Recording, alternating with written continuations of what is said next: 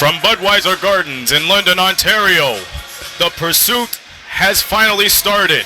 Happy Boxing Day. It is the Niagara River Lions playing against the London Lightning.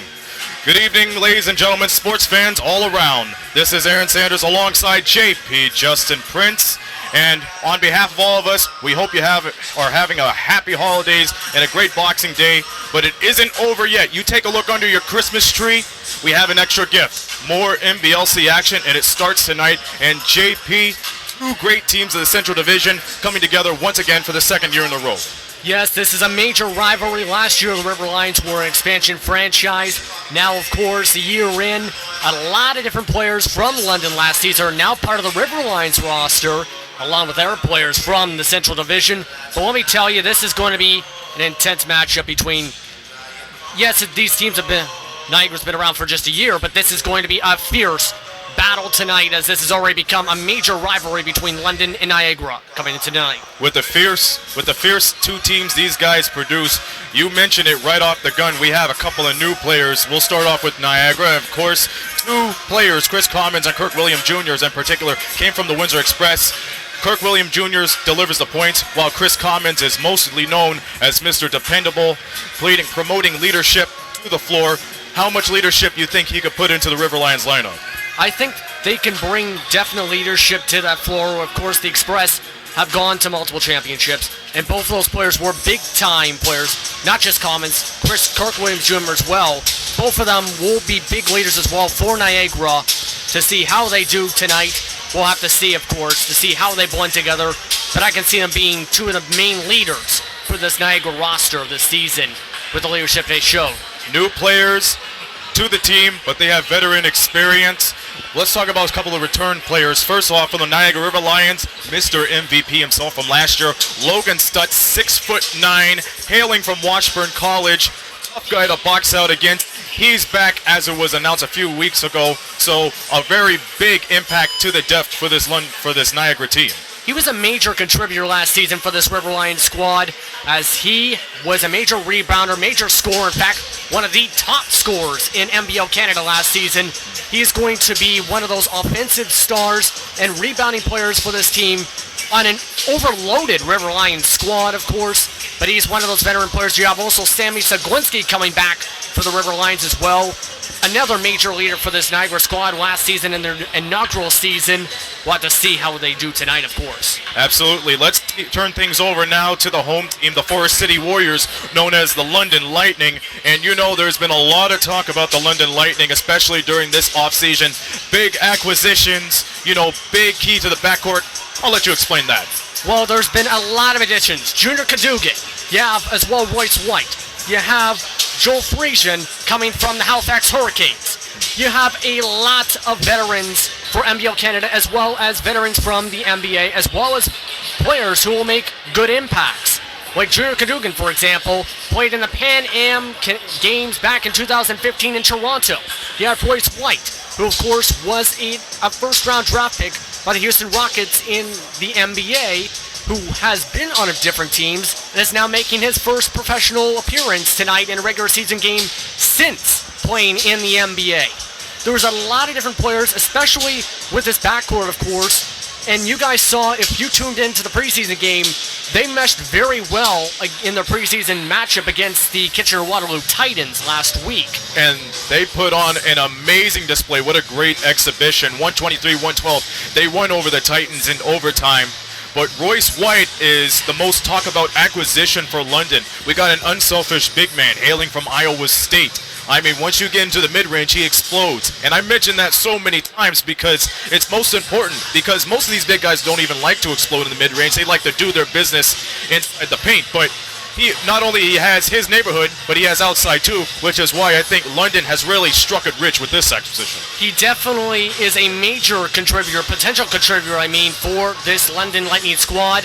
I spoke with Coach Kyle Julius after last week's preseason matchup, and he told me, though, that White is still a month away from being a major contributor for this Lightning squad. Of course, he has not played professionally since 2014. This will be, of course, his first time. He'll be playing, of course, tonight. And as he continues to get his physical strength back. But you saw last week as well, Aaron, Absolutely. that he was a contributor from the get-go. He was challenging Cavell Johnson, one of the top big men for NBL Canada for the past couple seasons, in making a push. He was making that point forward position, coming right in for this Lightning squad. He's going to be a major impact for this season, no matter what you look at. Fouls. If you see the same thing happening tonight, that's going to be trouble for the London Lightning. And they may not be able to keep any lead they have and may fall behind against one of the most on-paper stacked rosters in NBL Canada this season in Niagara. Well, take your pick. It's either the Central Division is one of the toughest this year or the Atlantic Division. Speaking of both of those two divisions, we got to quickly mention about the two new kids on the block this year, Cape Breton Highlanders and the KW Titans, as you mentioned already. We looked at the roster, and this is nothing to laugh around with. These are two great teams. Let's quickly talk about them because they might show really great prominence to the NBLC. Well, with Kitchener-Waterloo, I've seen a lot of I've been looking into them a lot, of course, and seen them play personally last week in the preseason during the play-by-play. But let me tell you, this team, coached by Serge Langlis and GM by Stu Julius, the father of Kyle Julius, the head coach of the Lightning, they have a potential to make a pretty good run in their first season already. That's right. Like Niagara last season, they have a lot of good players on this team. Like they have the Sutherland brothers and Tamik and Tamar Sutherland, with Tamar playing really good in the London Lightning game and Tamik playing more against the PBL team, which I can't remember the name of. The Chicago Hurricane. Thank you very much.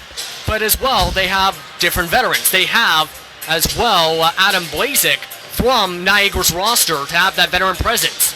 They had James Justice before he went elsewhere. We'll talk about that later. It's neither here nor there. You got it. That's right. But this Kitchener-Waterloo I'm really impressed with. Cape Breton as well is putting together a good team. They have Shaquille Keith as well, for one of the main veterans coming into the season for their roster from the Windsor Express. What are your thoughts as well about Cape Breton as well? Well, Cape Breton, let's go back to Shaq Keith. Really big element, a young guy. I mean, he was basically, if Chris Commons or Maurice Bolden wasn't on the floor for the Express, he was a key leader. He knows how to go inside, and that's all I got to say about that. Yeah, with Cape Breton, I can see also making a pretty good run this season. But let me just say, the strength for all these teams has gone through the roof this season for just about all the teams. All 10 rosters have improved mightily compared to last season. The Express have improved a lot. Quinn Brown, they announced, is now part of the roster when they kick off their season against Orangeville in a couple days. That's right. Like, the Atlantic has a lot of good players. Scoop Jardine was the leading scorer for Moncton in their matchup. You'll find out the score at halftime for that one. There's a lot of different players coming to this league that are making impacts. That's right. And this season, with Cape Breton coming to the fold as well as Kitchener-Waterloo, that competition has gone up much more. You heard it here first, folks. Stick around for us. We'll be back at halftime in the postgame. But day one of the pursuit, season 6 of the NBLC, about to get it on. So let's get things started. We'll have O Canada, and the player introductions will be made by London PA announcer Mike DeLuhy. So stick around for that, and we'll see you at halftime. We got the commentators running right after player introductions. We'll be back in just a moment.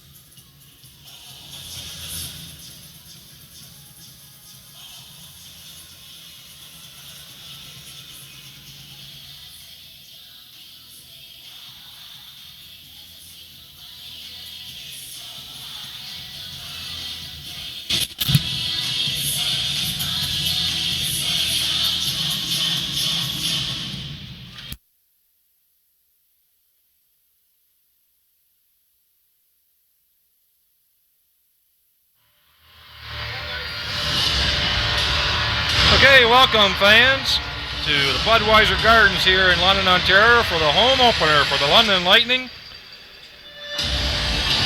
My partner, Chris Croucher. I'm John Van Houwelingen and can call the play-by-play tonight.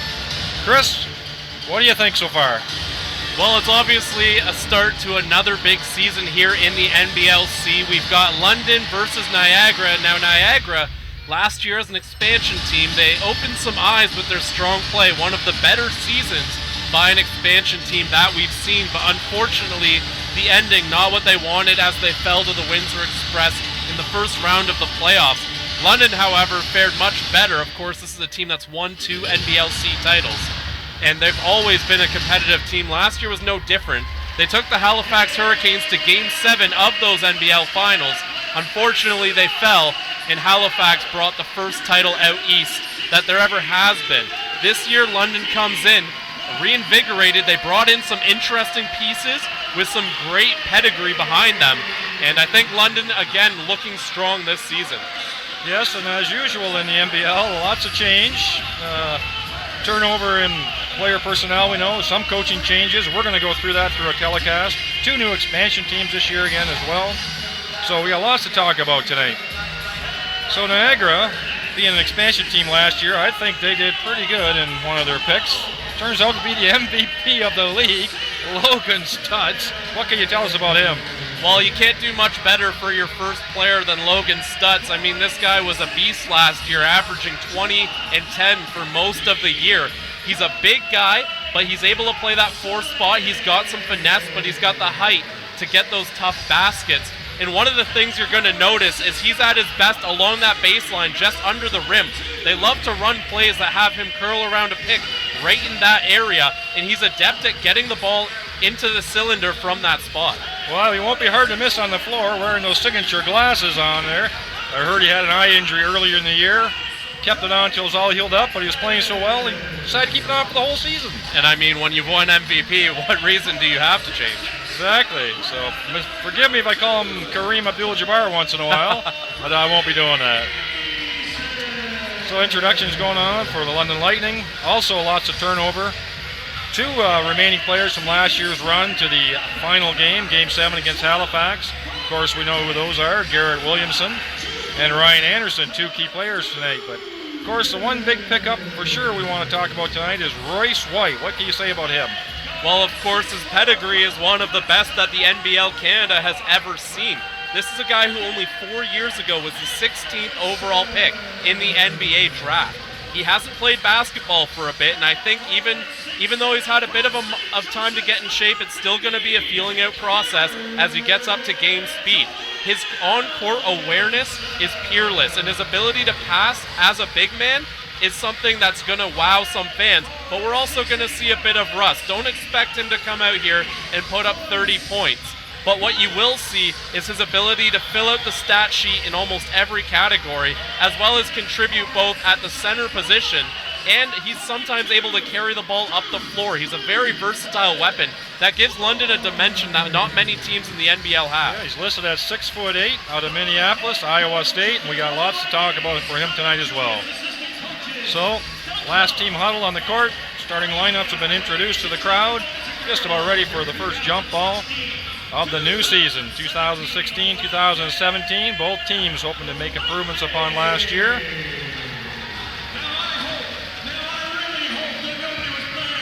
Good turnout, all right, for the Saturday. It's Boxing Day, first day after Christmas. We see people up in the upper seats, the lower bowls half full. I'm going to say it's probably a good 3,000 people here possibly tonight. And it's a pretty good crowd considering the weather outside. You can't really see that far in front of you. There's a lot of fog out there right now, some freezing rain warnings, so it shows the dedication that these fans have, that even with those conditions, they still made sure they made it out to this game.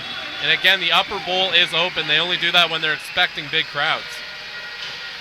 Lots of loyal fans here in London, good fan base, good franchise with the Frisia in charge, Vito Frisia, and of course second-year coach Kyle Julius. Played the first year in the NBL, also the first NBL player to become an NBL coach. He's been very good as the coach too, coming in with the London Lightning. He had with the Mississauga Power, I don't put it on him, but that team did not have a great record. and he's been able to come here to London, institute his system, and I think the mentality he's instilled in his players, he's a blue-collar guy, and he's got his team playing the same way. You have to work for every basket on this team, and they play up-tempo too, so it makes it entertaining for the fans. He's done a great job, and it's interesting to see what he's going to do with one more year to continue to put that mentality and that stamp on this franchise. Okay, jump ball in place. First tip off to the Lightning. So game is in play. So that's Junior Cadogan, number 5, so we can get our fans acquainted, as well as myself even, since there's lots of turnover. That's Troy Gottsling. Already, first putback offensive board for London Lightning. Julian Boyd's going to remind a lot of people of Marvin Phillips. They have similar body types, and they both are able to play tough inside, but also drift out to the three-point line and make that shot. So he can shoot the threes as well. Remember Marvin Phillips doing that so well for such a big guy. Here's a last year's league MVP. Stutz with the ball, hands it off to his point guard. Long, forced three-point shot. Doesn't hit the rim that I saw. Sammy Selinski having to put it up. Great defense off of the shot clock there by London Lightning. And that's a great start for the Lightning. You know Coach Julius has to love that. One of the things this team is a little underrated for is their ability to stop opposing offenses very early in the game. And here's the big center that we were talking about. Royce White, nice step up and under and using his right hand. I watched him in practice. He was practicing that move left and right hand with both of them. No, great ease. Niagara River Lions, interesting name. I'd like to find out sometime how they got that name, the River Lions. Swinging the ball around the perimeter. So far, great defense by London. Again, a forced shot underneath and a steal. And good presence of mind to keep the ball in play. And a careless turnover by Anderson that time, trying to push the ball a little too quickly. Recovery by Niagara Falls, or Niagara River. I shouldn't say Niagara Falls because they're in St. Catharines. Logan Stutz with the easy putback. Nice dribble penetration that time, a nice dish. By Tyshawn Patterson. Here's Junior Cadogan. Long three-point shot early in the clock. Logan Stutz with the rebound. That was an amazing stat that I was reading about him. Leading scorer in the league, the second leading rebounder in the league as well. Yeah, tremendous work ethic. Logan Stutz able to fill the stat sheet. And he's one of those guys, he's not exactly the most muscular player on the Niagara River Lions, but his ability to box out and just be intelligent with his rebounding is how he's able to pile up those numbers.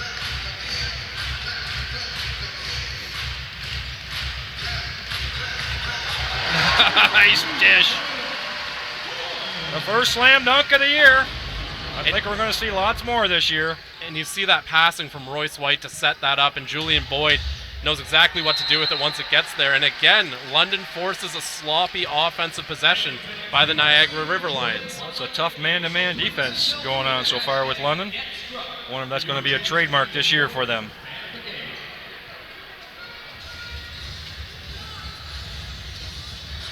Junior Cadogan doing a drive, puts the ball underneath. Great pair of hands there. Julian Boyd again. So far, almost everything has been inside for London. Everything except the one dish for Stutz. Everything's been on the outside for Niagara. Great steal. Diving on the floors. Niagara's going to be a jump ball.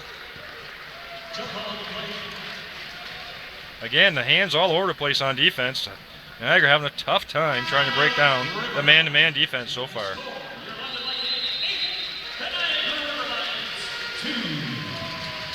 Well, off to a good start with the Lightning. So like we said, there are a lot of changeover in players. Our fans need to get used to it. The commentators need to reconcile the face with the numbers and what kind of style of play they're doing. And you're a wealth of knowledge, I see. You maintain a couple websites on the London Lightning as well, I understand. So you do a lot of research on that, which is good to have for our broadcast here. You know, in this time out here, Gross Lecoli, of course, one of the youngest coaches in the NBL Canada, he's got to be a little nervous about this start. They haven't really been able to get anything to the rim to work for the Niagara River Lions. The perimeter defense by London is outstanding. And having guys like Boyd and Royce White who are bigger but still agile enough to not be afraid about going out to the perimeter, just gives them that versatility. And because those guys can play inside and out, they're having difficulties finding a guy like Logan Stutz down low, because as soon as you try to make that pass, there's a London guy jumping right in that passing lane. And then we've seen Tyshawn Patterson trying to cut to the rim, and the active hands on defense just giving them fits.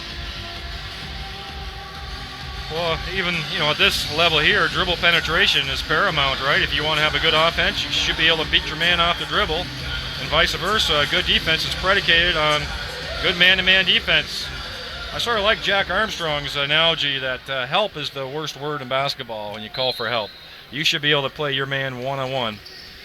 And the only time you're switching off is for strategy or double teaming. There's a long three-point shot, and he makes it. And that's the kind of ball movement we weren't seeing from Niagara before. And that time, Chris Commons, one of the new veterans they've added, able to find Tyshawn Patterson on the corner. Beautiful step-over move, and what's he calling a travel? It's not the NBA, Royce. Well, it sure looks smooth to me. We'll have to, of course, we don't have a replay at the moment, but that would have been interesting to have a look at that. I feel for NBA rules, that's not a travel, but they just tighten it up just a touch here in the NBL. Zaglinski with the ball. He's their primary ball handler. And that's Chris Commons, which is a great pickup from, came from Windsor, I believe, did he not? Yes, Chris Commons. Here's Stutz, shooting from the outside. Unable to make it. Big rebound by Royce. And as you said, he can bring the ball up comfortably. Screen. Nice trying to give and go. Good hand defense there. Good hand check by Niagara. Pushing the ball hard. And great hustle on defense. Oh, he's going to call a foul on that. That was a great hustle by Anderson. Coming back to slap the ball off. Anderson trying to catch Patterson sleeping a bit there. Royce White, again, showing a little bit of rust there. He tried to get that give and go going with Julian Boyd, and the quick hands of Tyshawn Patterson just kind of blew that up.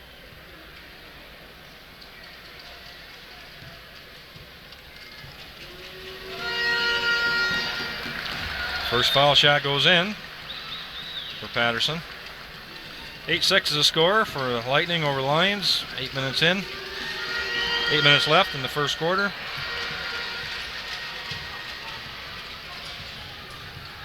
So here, Junior Cadogan, former national team player. Again, nice cross-court pass by the big guy. And a super shot by Cadogan. Great shot by Cadogan. That ball just zipped through the key all the way to the top there for a wide open three for Cadogan. And another long three. This is Williams off to Cadogan into back in the corner. Great swing in the ball by London at the moment.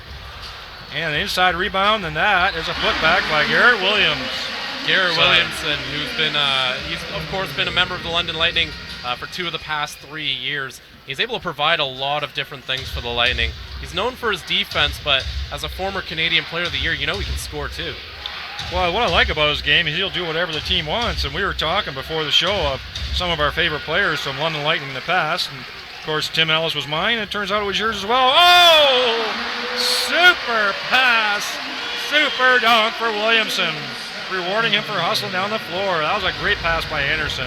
And great chemistry between the 2 returning players from last year. And that goes back even to the inter-squad game. The chemistry Anderson and Williamson have had is incredible. And of course, both players returning after last year, they were both marred by injury. This year, they're healthy. I hope it stays that way. Nice rebound by Royce again, and picking up the ball again. Nice dish. A little too strong off the backboard. Awkward takeoff by Anderson that time. Sort of rushed himself. This is Zaglinski with the ball again. Over Tyshawn Patterson to Stutz. Stutz driving the lane, calling for a foul, but no call. I think Royce White got away with one there. Pretty much put an armbar across the arms of Logan Stutz there.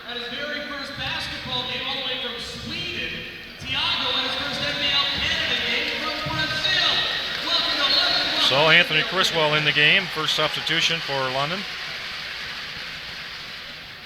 Another long three-point shot. Niagara's sort of settling for the long three-pointers, not a high percentage so far. It's Anderson with the ball up top, swinging the ball in the corner for Cadogan. Driving the lane, he's strong, big push off there. Got away with it. Long three-point shot by Anderson, but just a little short of the rim. Niagara bringing the ball up. Early drive by Zaglinski. Floater off the boards. And again, just like you said, a little rusty maybe on White's, but here comes a nice easy pass. Ooh, I would call that a travel, but we'll take it. A dunk by Williamson. Again, the outlet pass by Royce White. And Williamson, a key part of this run by the Lightning. Remember, the River Lions were coming back, had it within 2, and Williamson's really helped them take off, and here we go, one more time. Another fast break, easy points for London. Again, pressure on the ball right at the point. You saw the quick little play, and the second player picked it up. An unselfish basketball by London Knights, but tough, hard-nosed defense on the point of the dribble. The perimeter defense from this team has been absolutely incredible, and you have to know Gross-Lacoli is a little bit worried about his team. You never want to be the first coach to call a timeout, and I think even less so you want to be the coach to call 2 timeouts before the other team even has to worry about it yet. Who's blinking first, right? Yeah, and so far, I thought Niagara did a good job coming out of that timeout, running a couple of plays that they clearly know. They did. They closed it to 8-6, but it's been an 11-0 run for London Lightning, predicated basically on their hard man-to-man defense. And again, the momentum swings caused by those plays. As soon as you're the Niagara River Lions, you've had the ball stolen, 4 or 5 times? When you've come down the floor, that's got to make you nervous as a ball handler, that when you're dribbling up the court, you're looking for those hands, and that gets you kind of looking around when you shouldn't be, and they've got them nervous right now. Okay, so substitutes looks like on both sides here.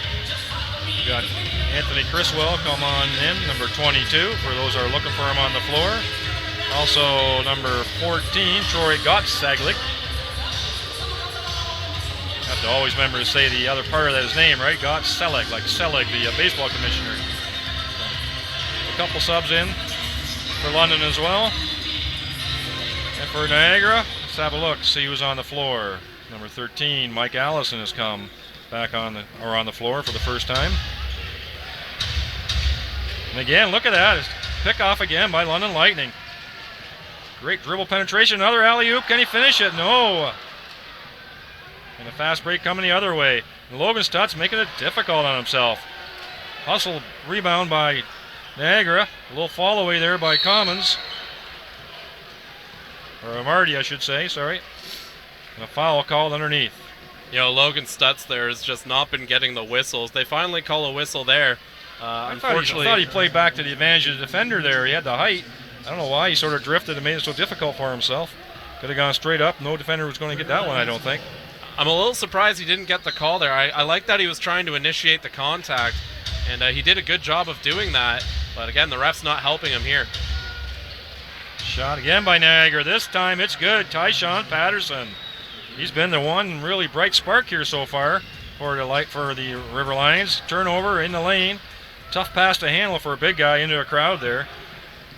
And again, here comes Niagara doing a nice easy baseline layup.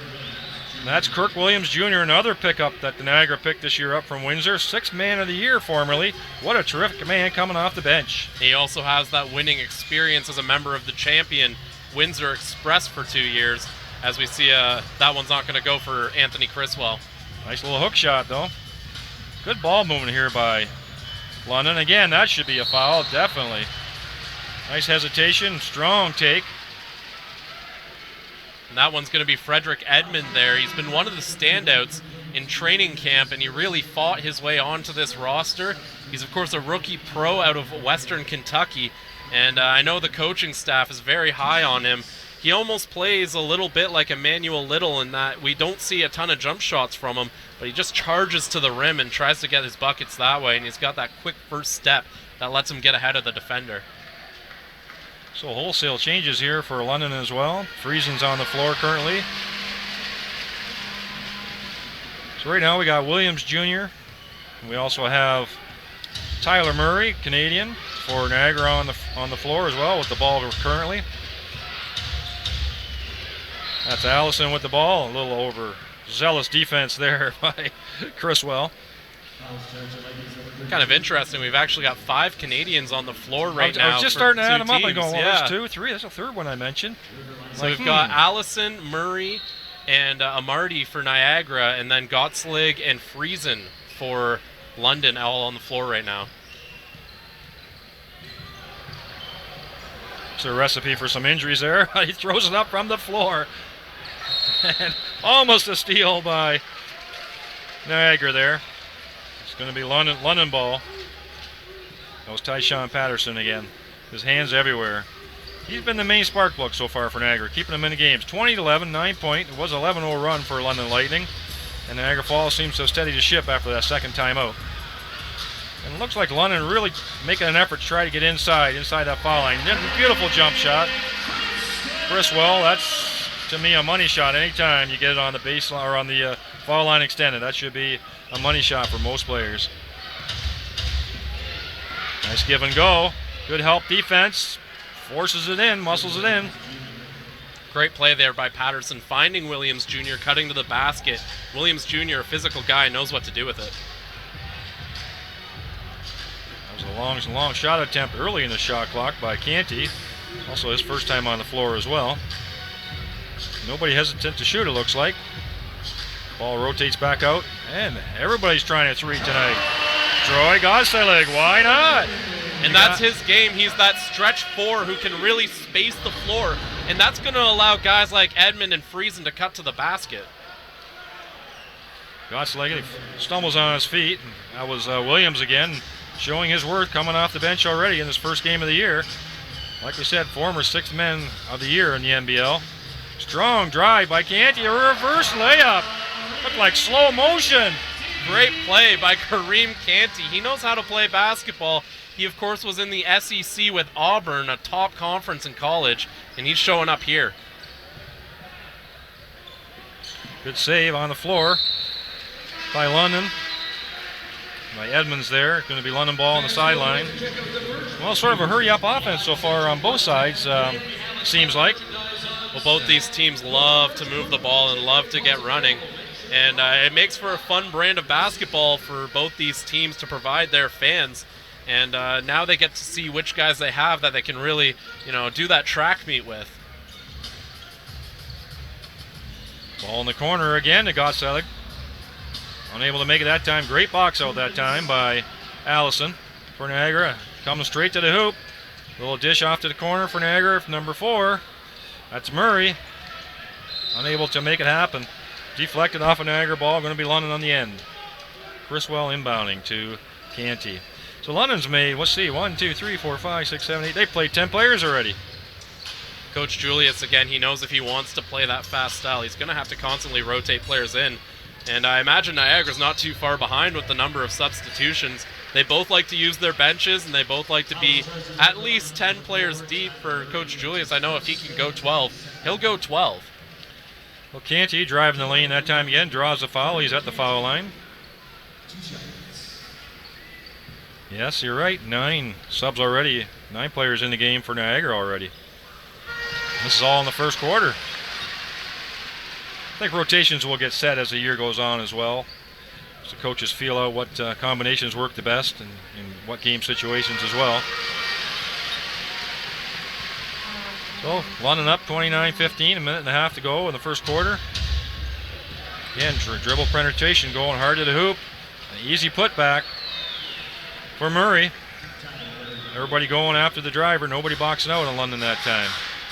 Here's Canty with the ball up top. High screen. Going to the hoop again. Little floater, and he puts it in. So far, he is finding his, what I would call his slow-mo. Nobody can stop getting to the hoop play so far. Very deceptive. But very effective. That's Williams handing the ball a lot on the outside for a big guy as well. That's Murray again on the top. Long shot by Williams. Gets his own rebound. Pushes it to the corner. Terrific hard-fought rebound underneath by London. Drive and step over hoop. And enough body control by Edmond. I see what you're saying about Edmond. There's that way he flies to the rim, a lot like Emmanuel Little, who used to play for the London Lightning. He also has a bit of that Dwayne Wade with the way he just kind of recklessly, without care for his body, just gets to the rim. Lots of body contact underneath on that drive. Both teams trying hard to get to the hoop. And again, strong move to the hoop by Williamson. No hesitation there, puts it up with his left hand. Great handoff by Canty there. There's Murray up top with the ball. Going to put up a 3.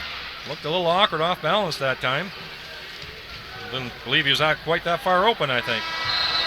Shot at the buzzer, doesn't go, but what a big run by London again at the end of the quarter. 2 big runs there have stretched this gap to 35-17. That makes it, in my math, an 18-point lead.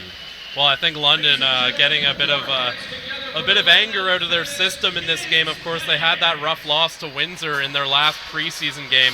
I imagine coach wasn't too happy about that. And they're coming out here, guns a-blazing, just absolutely taking it to the River Lions right now. River Lions, I like what they're doing coming out of timeouts. They clearly have some good set plays, but it's what happens after all that breaks down that things start kind of going awry for them. Some of your leaders right now, London Lightning, Garrett Williamson with 8 points. Almost as many is Kareem Canty with 6, and Julian Boyd also has 6. Royce White leading the team in rebounding and assists. He's got 4 rebounds, 3 assists. And then looking at the Niagara River Lions, Tyshawn Patterson, we've seen him score a lot in this building. Yeah, he's been the spark plug so He's far. doing it for Niagara right now, one of the few who's only got it going. You've got Tyshawn Patterson with 7, Kirk Williams Jr. with 6, and then only 2 other players on the Niagara River Lions have scored a single basket. That's 2 points for Logan Stutz, 2 points for Tyler Murray. And that kind of shooting, you can see why the score is what it is. Well, 60% field goal percentage, I see, and the rebounding margin is quite huge for one quarter as well. And that's kind of a concern for Niagara. That was one of their issues at the beginning of last season, was their rebounding. And again, London just seems to have a bit more size in that department with guys like Royce White and Julian Boyd. Of course, Stutz and Chris Commons are taller, but when it comes to boxing out, I think White and Boyd just have that muscle mass to really push them out of the way. Well, so far the hustle effort under the boards is going to the London Lightning. All 11 players that have played so far have put in some hard work.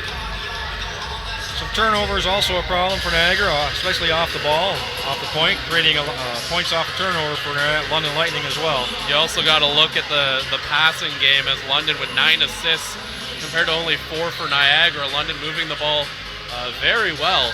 And a lot of it's interesting because a lot of the problems that I thought they had in that Windsor game seem to be corrected here. And that's a dangerous thought if this team has that quick a turnaround to fixing the problems that they have. Well, they're back to their starting lineup again here at the beginning of the quarter. Quick flash to the baseline to the foul line extended. Williamson rims in and out.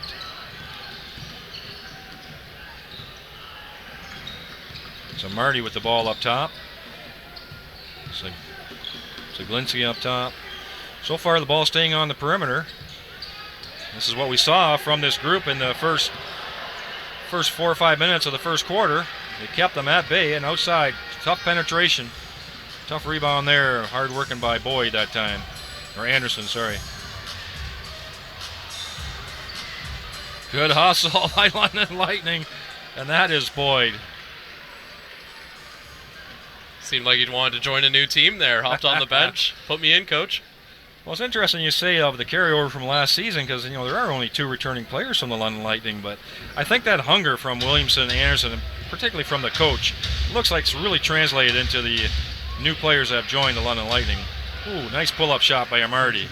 Going back to your point, it's one of those things with the Lightning. They, of course, signed their guys very early in the offseason. As we see Cadogan, not going to be able to make that work out.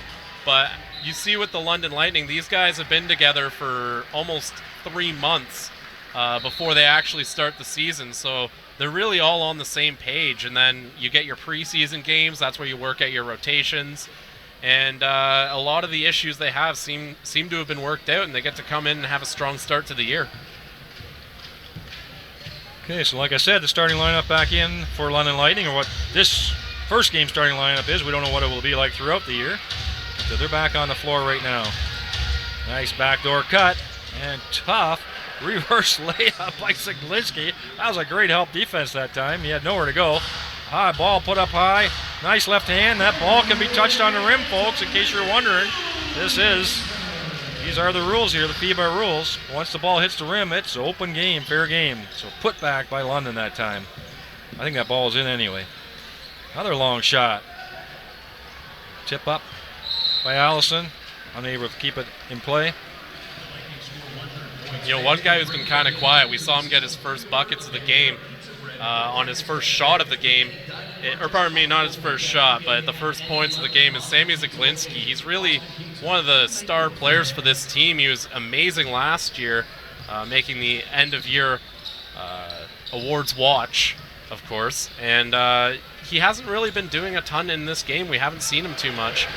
Great pair of hands in defense again on that spin-around move from London and driving to the hoop.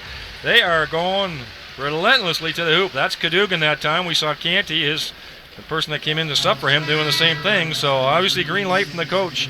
Seeing some signs on Niagara, not getting back on defense quick. Let's push it to the rim, either by a dribble or by the pass. And you got to look at these guys for London who are able to make these cuts to the rim with absolutely no penalty. There's no obstruction to them getting to the rim, and these are the smaller guys for London. So you got to worry about what's going to happen when bigger guys like Ryan Anderson and Williamson start making runs to the basket. I'm not obviously saying to hurt a guy, but you want to maybe put a hard foul in there. And just as a little reminder that, it's not a free lane to the hoop. And that kind of gives guys pause.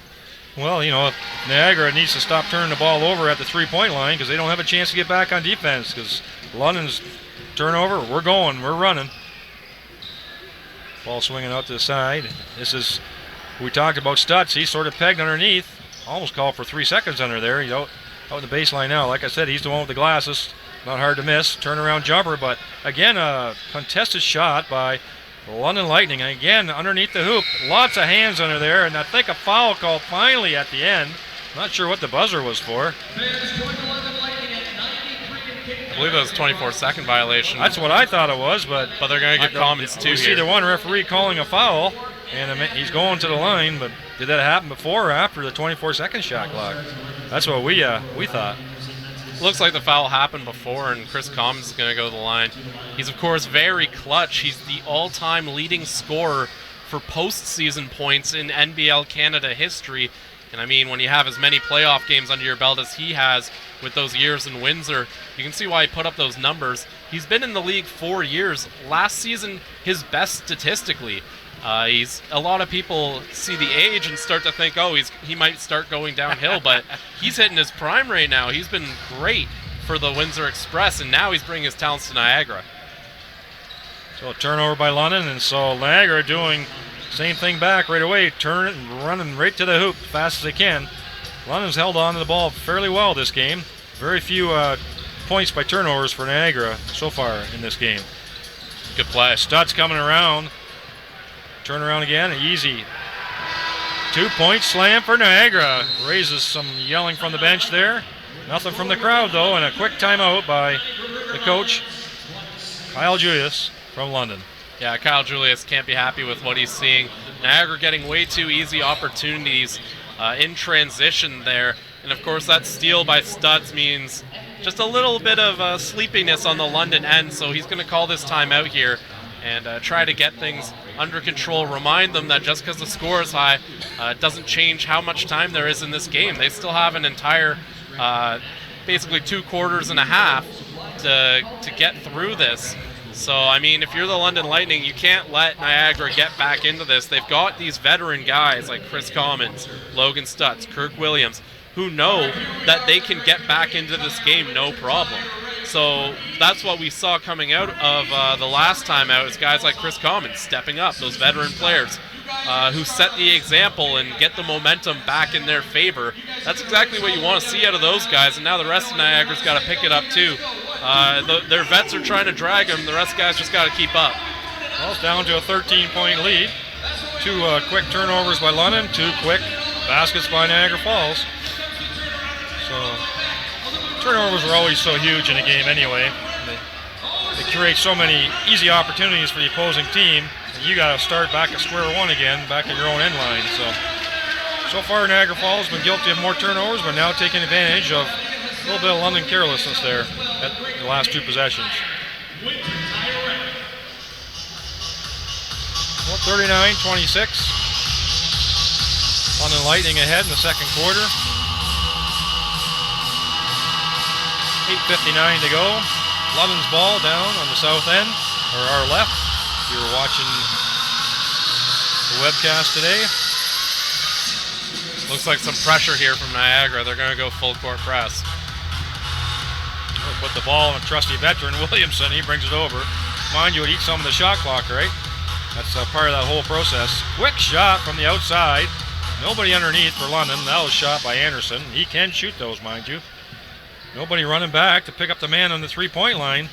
London got away with a free three attempt by Niagara that time. This is 44, big reach in, and a turnover again. That time Anderson gets some physical contact, no foul called. Stutz up top, swings it over to Zielinski. Posting up the smaller player down. That'd be holding on Junior Cadogan. He was mismatched there. That was a great pickup right away by Zielinski and Stutz. Great job to identify that mismatch. And we're seeing a little more trickery from Niagara on the offensive end too, as they start to get a little more comfortable playing against the Lightning here. Wow, strong defense. No call again against Stutz. I thought he was being held, but apparently not. Great body control by Williamson, and again, straight to the rim. No rim protection by Niagara. Nobody getting in the lanes, like you said, Chris.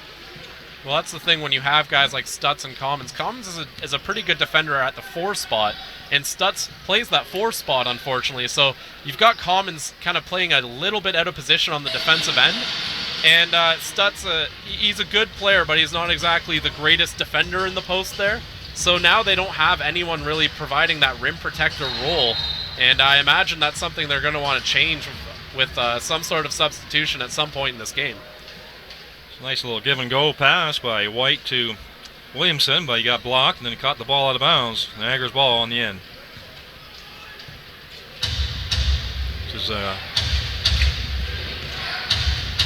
ball up top. This is Stutz up here. You said he can shoot threes as well. He's a leading scorer. So far he's very quiet tonight. London putting a lot of pressure on him. And again, ball goes down. Nice step up and under. Great patience and ball fake by Williamson. But what a nice quick pass by Junior Cadogan to get the ball down the floor. 2 passes. It's under the basket. That's exactly what you want to see coming out of a timeout. Quick execution. Stutz got a hammer that time. A little bit of a late pass, but a good recovery by Stutz. Good body control to get it up to the rim. He's going to the foul line. We want to see you showing off your London Lightning flag in the second half. So a couple of substitutions in for London. Friesen is in. Anderson still on the floor. Cadogan still on the floor. Criswell in as well, along with White. For Niagara, we have Stutz shooting the free throws, of course. We got Ben is still on the floor. Zielinski still on the floor. Commons on the floor. And Lewis. Here's the big guy going to the hoop, doing a little jump step, and and up. Again, he got his own rebound, but no call. And he's questioning the referee, like, why was there no foul on that? Refs really letting him play on the inside. We've seen both ends. We've seen a lot of contact and no call. Stutz has been hammered a few times as well. But it's going to be London ball. 20 seconds left in the shot clock. Lots of time left. Anderson with the ball out of bounds. Triggering it. Quick three-point shot by Friesen. Unable to make it. Pace has slowed down a little bit here now that some of the turnovers are gone. Good turn on the corner. Nowhere to go. What a great help on defense. And Stutz, great body control, a little swing up and under. Well, the way he was able to move the ball around mid-flight was impressive, and also credit to Tyshawn Patterson, who was able to make a beautiful feed there. Because he was trapped. That's a center. That kept me speechless for a second there. I said, what am I looking at here? I thought he was doing a behind-the-back pass.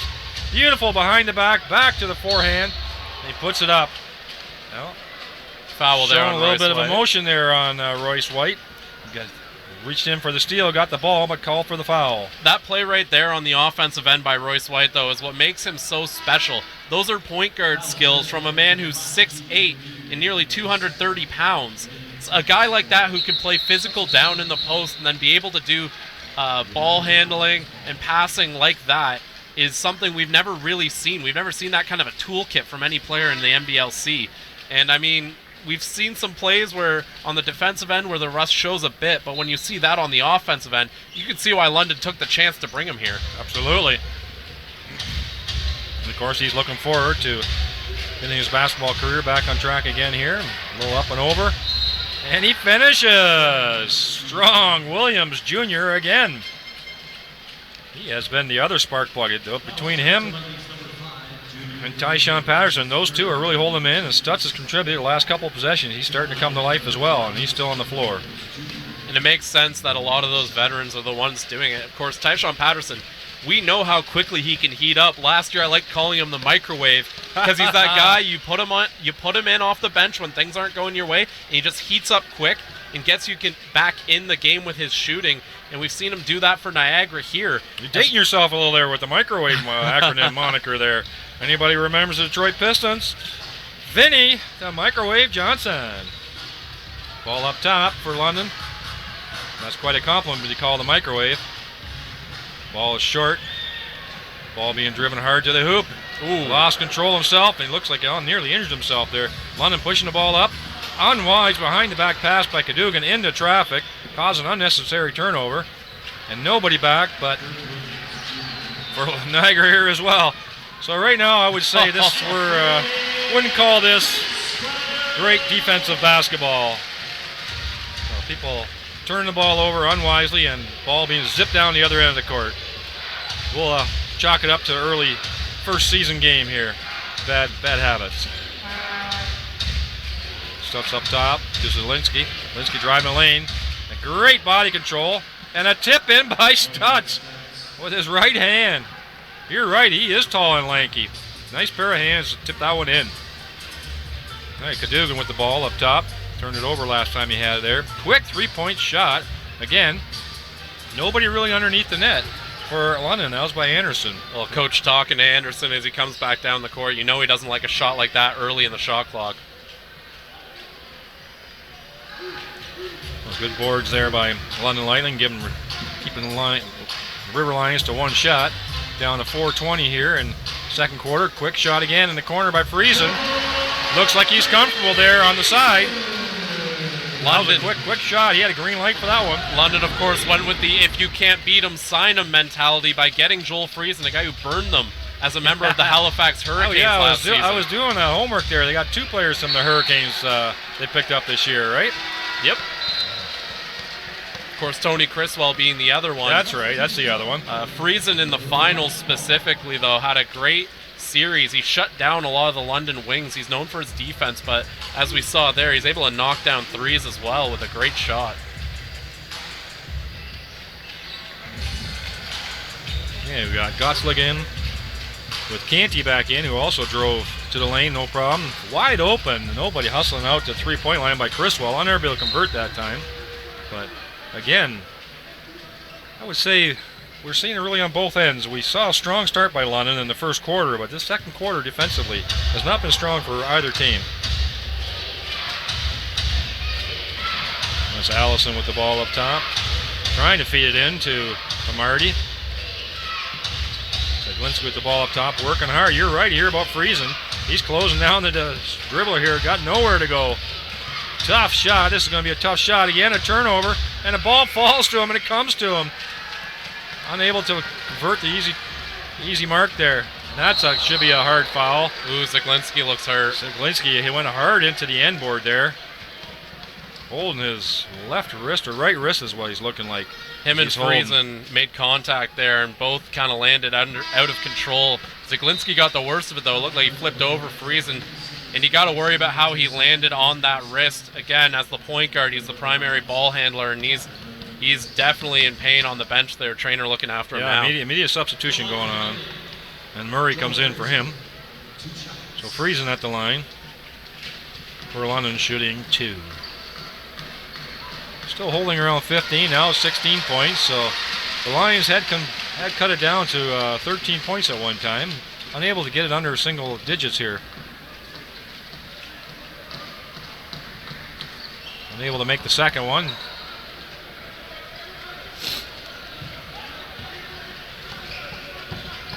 This is Williams again, junior, bringing the ball up. And here's number 22, working hard, Tyshawn Patterson. Spinorama move into the lane, and here comes Canty pushing the ball. Niagara Falls, what are they going to do? Is he going to get him to the lane or not? Tip the ball to himself, and it looks like an offensive push-off. Criswell crashed the board hard, tipped the ball to himself, and then just went over top of his defender. Did everything offensive right. foul, yep. Did everything right, but couldn't stick the landing as Kirk Williams Jr., one of the better defenders in the NBL, able to draw the charging call there. Saw Criswell was a bit out of control there, and made the smart play.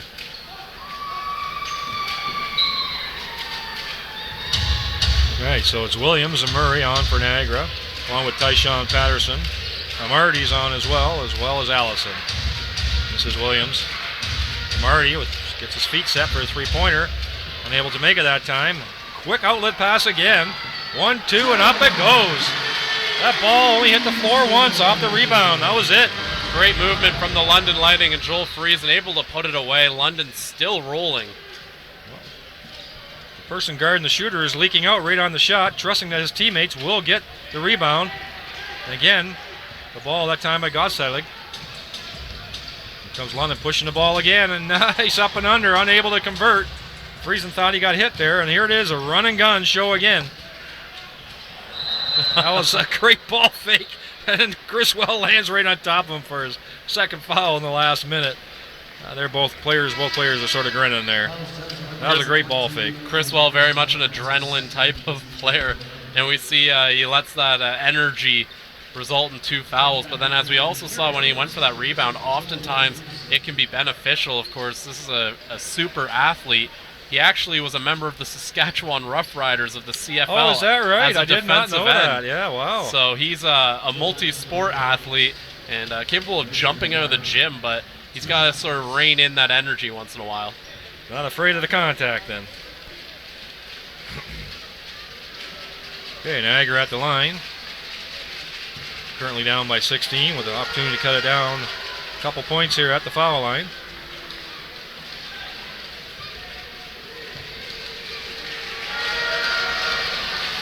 Crowd razzing him Marty, but he makes them both. So Williamson back on the floor, sort of steady the group, I'm getting the impression. Putting a veteran presence on. Here's Canty with the ball up top. Driving hard to the hoop. And he's a floater inside. And again, London Lightning working hard for the offensive rebounds. And Niagara not in good position defensively. So London will be going to the line. That'll be Edmonds again. Sort of undersized to get so many rebounds, but he seems to always have his nose in there. Well, at only 6'4", he's a little small to be playing the forward position, but he's got the hops and the wingspan that he's able to get away with it. Makes his first one. And the second. Just under 2 minutes left in the second quarter here at Budweiser Gardens in London, Ontario. I'm John Van Houwelingen, along with Chris Croucher calling the game for you. Hope you're enjoying yourselves. We're getting used to whoever's on each of the teams as well. We got lots of learning. It's a hard-fought battle, a little bit scrappy at the moment. Fairly high pace. London in particular pushing the ball at every chance, shooting the ball at every chance, crashing the boards at every chance. Nearly a steal again by Edmund.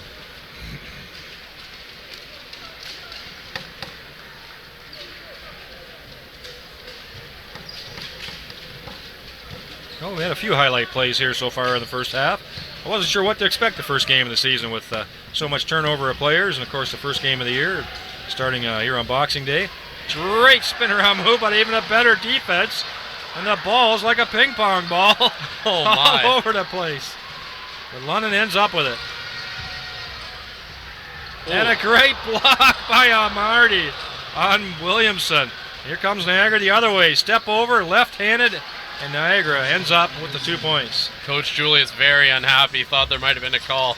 Thought there probably could have been about 7 calls during those sequences there. But I don't think there was a foul on that block, though. It looked pretty clean to me. Marty reaching high and hard. So Williamson up with the ball up top here. Early screen set, spinorama move. Left hand, I didn't think he was going to get that one away. Wow, great defensive play there, yeah, but he still manages to squeeze that ball into the hoop. Garrett Williamson on fire. That's going to pace his team with 16 points in the game. And we haven't even hit halftime. Murray up top, again with Williams. Junior playing the ball up top. He is a tough person to defend. He's got a quick crossover dribble between the legs. Very deceptive. Kirk Williams Jr. How's he doing for stats? Kirk Williams, he must be holding his own too, I think. He's been hitting the boards a few times as well. He's got 10 points, right? 10 points, 3 rebounds. Yeah.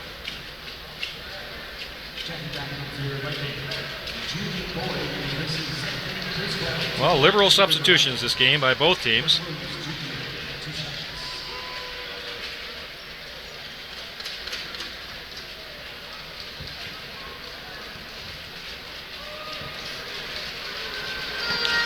And that'll make it 57-43, 14 points, 12 seconds to go. This is Canty with the ball bringing it up. Should be the last shot of the half, I would think. And the reach in by Niagara. Must have a foul to give yet, which they do. It's 5 team fouls is when the foul situation comes into play. So 3 seconds left. What will Kyle Julius come up with for his 3-second play? I'm sure they all work on it. It's going to become more and more important as the games go along this year. And of course, we know in the playoffs, every possession counts. Coming out of this timeout, I wouldn't be surprised if this is going to be an attempt at a quick alley-oop play to Garrett Williamson. If not, I wouldn't be surprised if they're going to try and get a three-pointer for Gottselig as well. Gottselig, one of the better three-point shooters. Kind of an interesting guy. He actually played for the Island Storm during the 11-12 season. Didn't get a ton of time, went overseas, and really developed as a player. Now he comes back here. He's already getting more minutes with London than he ever really did with the Island Storm. And it goes to show you that you got guys who can go over to Europe, develop a bit more, and then come back here and really take a more substantial role here in NBL Canada. And to see a Canadian player like that come back and do it, it's really good for the league. Well, yes, I'm somewhat puzzled yet by the lack of a team and coming back into Quebec. Of course, we had the Quebec Kebs turn into the Montreal team, franchise Jazz, right? But they haven't been in the league for a few years. I wonder if there's anything happening on that front. Do you know anything about that? Well, every so often we hear whispers of another Quebec team. No idea of anything right now, but I also imagine Commissioner Magley has been open about the fact that he wants to continue to expand teams. And I can't imagine it'll be too much longer before there is one in the province of Quebec. Well, it is a basketball hotbed, we know that. Turnaround, forced jumper, nice block shot. So in the end, it all fizzles out at the very end. 57-43 for the London Lightning after the first half over the Niagara River Lions, based out of St. Catharines. We'll be back shortly into the second half.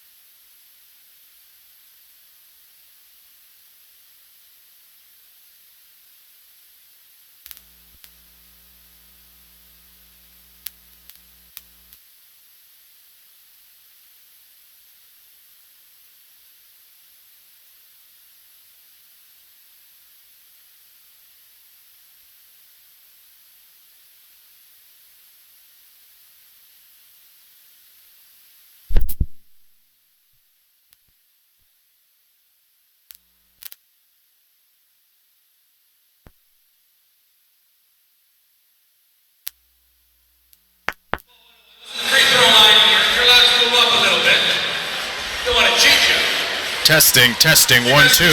1, 2, 3, 4.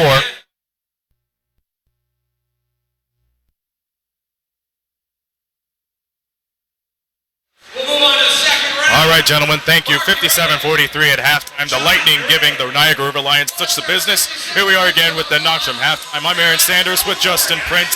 And the Lightning, to say the least, their bigs are really doing it big this evening. Yes, right now it seems London has just taken this game from the get-go, especially with the big men right now, because Niagara is getting out-rebounded right now, 34-22. They're getting out-assisted right now. They're getting outshot right now. This is not looking good, not just for the big men, for the River Lions, but for the entire River Lions squad.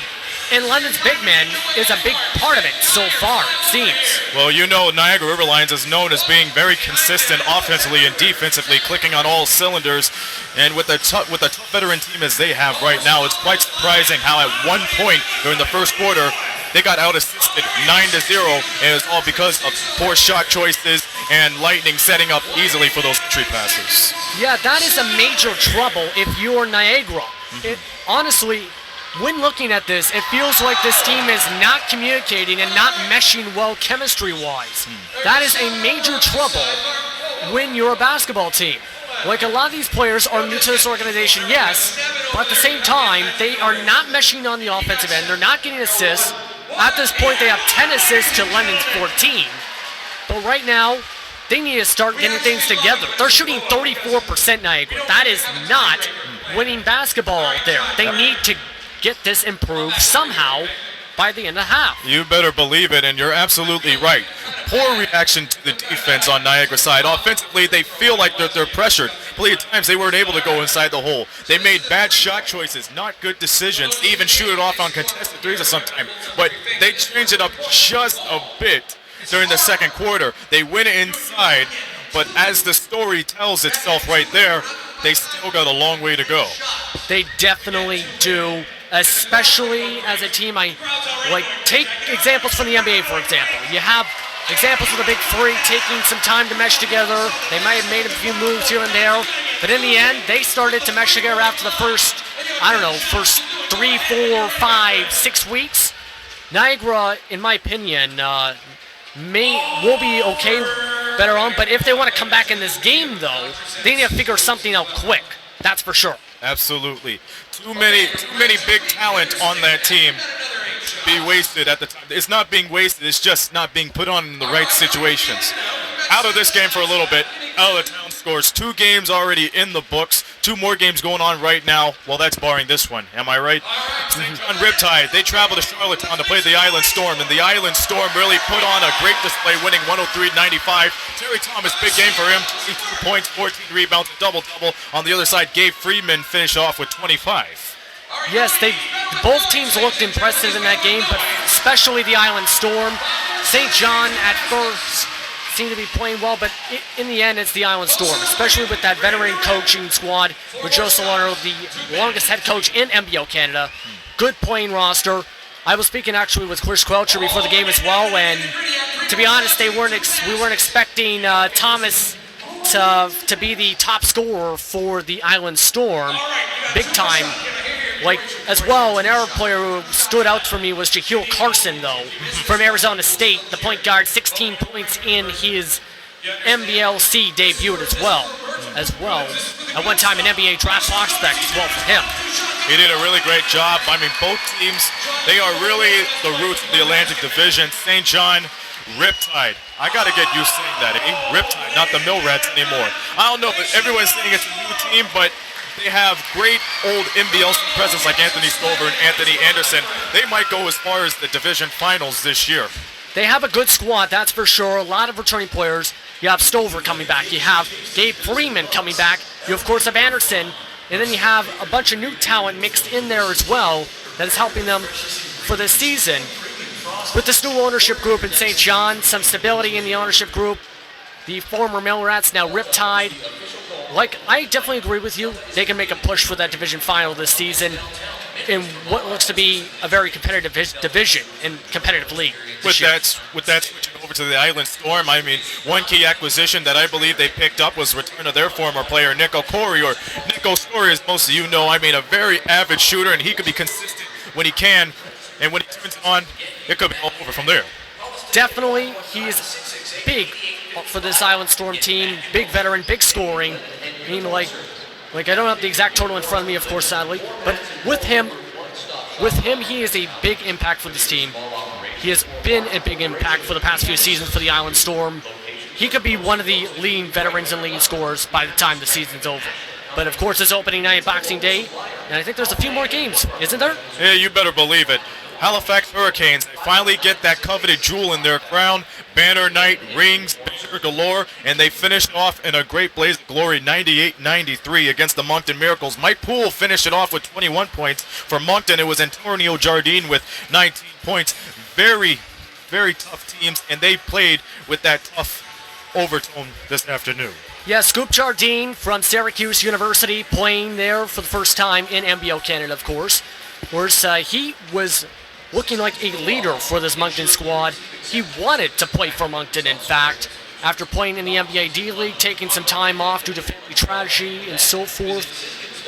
And he made a good impact today, coming back to the professional ranks today in Moncton. As for the winning team, of course, the reigning champion Hurricanes, they also look good. In fact, were probably much better, it seemed, than Moncton for much of the game. Because as the game went on, they played better offensively. You have Mike Poole, of course. Right. You have, of course, a bunch of players in double digits for that team. I can see Halifax doing better as the year goes on as well. But They have no choice but to go up. I mean, they are the defending champions. A lot is riding on this for the Hurricanes, but then again, it's the NBLC, and when you defend championships, that is big key, because you look back at it, two former championship teams, the Express and the Lightning, they have won back-to-back championships. Will the Halifax Hurricanes be another one into that history? We don't know, but one thing is for sure is they finally got that coveted ring as the first Atlantic Division team to win the title. yes, with the commissioner down there, David Magley, the fans excited. Definitely a good season last year against the Lightning in the finals. Now, the question is, can they make the push to go back? It's hard to repeat.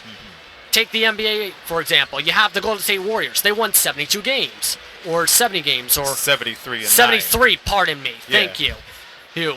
With that, it shows it's hard to repeat even if you're still a better team afterwards. Halifax is going to have a tough time with everyone saying, I'm going to try and get this championship and make sure they not repeat this year. We'll have to see, though. It's one game of 40, but the fans at the Scotiabank Center went home happy. Another game going on right now. It's the debut of the Kitchener-Waterloo Titans. They host the Orangeville A's, and they are at halftime. Titans leading by 6, 59-53. Game's leading scorer so far, Adam Blazing, 18 points, and no question considering that he is one of the premier point guards in the NBLC. Yes, that veteran presence is definitely helping with the Titans, especially on the scoring end for sure, because right now, with that score, of course it's a close game right now at this point, just right now, but let me tell you, with that veteran presence, it's a big-time presence for this team, that's for sure. And with him, you also have guys like Ricky Tarrant, who had a good performance here in London last week in the preseason, 7 points right now. Looking at this as well, 12 points for Orlando Coleman, also one of the new players in this league, also making a scoring presence. They're looking good so far. As for Orangeville, meanwhile, you look at that though, currently, I'm looking at the stats right now in front of me at this point. They are getting out-assisted, and that's one of the main reasons they're close, but they're down 18-7 in the assist ratio compared to Kitchener-Waterloo so far, Orangeville. Well, Orangeville, they've been known to have, a little bit of an early bump into the season, strike it big in the middle season, and make it come out and blossom like a flower at the end of the season. Can that change tonight? Because they are playing against an expansion team, so that's for basically everybody to know and to find out. Second half tips time. Let's quickly go back to this one. We hop on from Kitchener-Waterloo back to here. Lightning have a 14-point lead. What would you say if you're Grass Lacoli in the locker room with Niagara right now? I would be lighting a fire underneath their you-know-whats at this point, because they are not shooting the ball well. They're getting out-rebounded. They're getting out-assisted right now. There's a lot of problems with this Niagara Riverlines team. They need to start working together as a unit and reduce this lead. The only player who I've seen honestly, that is playing good on the offensive end so far has been Tyshawn Patterson, a former player of the London Lightning. Everyone else, acquisition-wise, to me, has been struggling. They need to come together as a unit. They need to slowly claw their way back in because it's a 14-point lead. It's not like it's a 54-point lead or something at halftime. They have a chance to close it down here if they work together and get the problems they have fixed, especially keeping up with the tempo from London on the offense and defensive ends. That's right. You can't rely at all on Tyshawn Patterson. Guy has great vertical, don't get me wrong. Drives in the lane, don't get me wrong. But if you're Niagara right now, you got to keep those explosive guards. They keep the whole backcourt of the London Lightning outside. They shot most of the times inside the paint. And when they kick it outside of threes, it's a hit or miss type of thing. If you live by the three, you die by the three. So that's why you got to keep it outside. They got to read the picks and recover quickly on defense because that's what's killing them too, and attack the paint on both ends. They did it in the second quarter, and they scored more points like that. Now, if they stay consistent like that and keep on attacking the hole for the next 24 minutes, they'll really cut this double-digit deficit to, who knows, they might even take their first lead of the game tonight. We'll have to see, that's for sure, as right now, you're saying live by three, die by the three?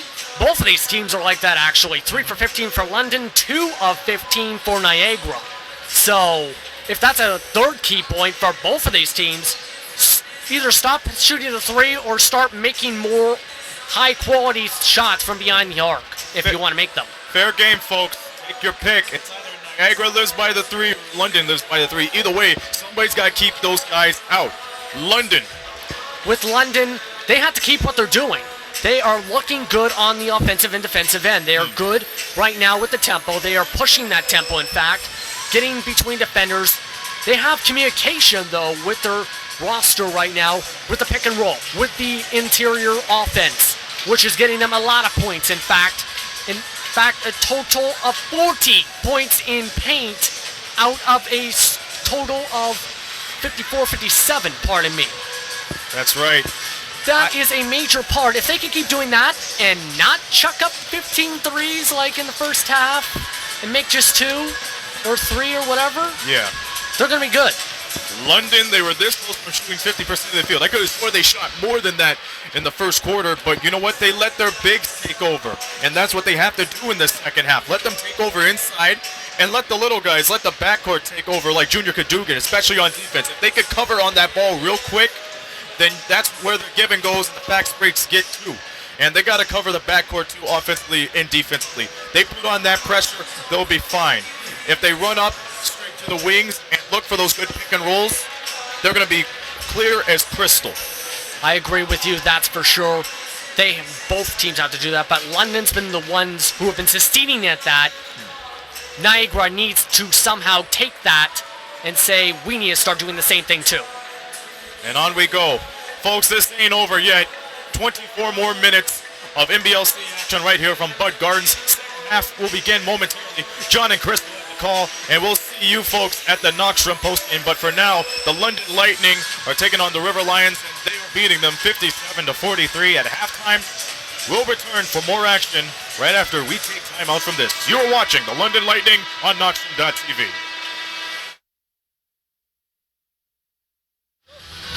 And welcome back to the beginning of the second half. The London Lightning 57, Niagara River Lions 43. Chris, give us some stats from that first half. Well, your leading scorers for the London Lightning, Garrett Williamson, 16 points. He's been dynamite.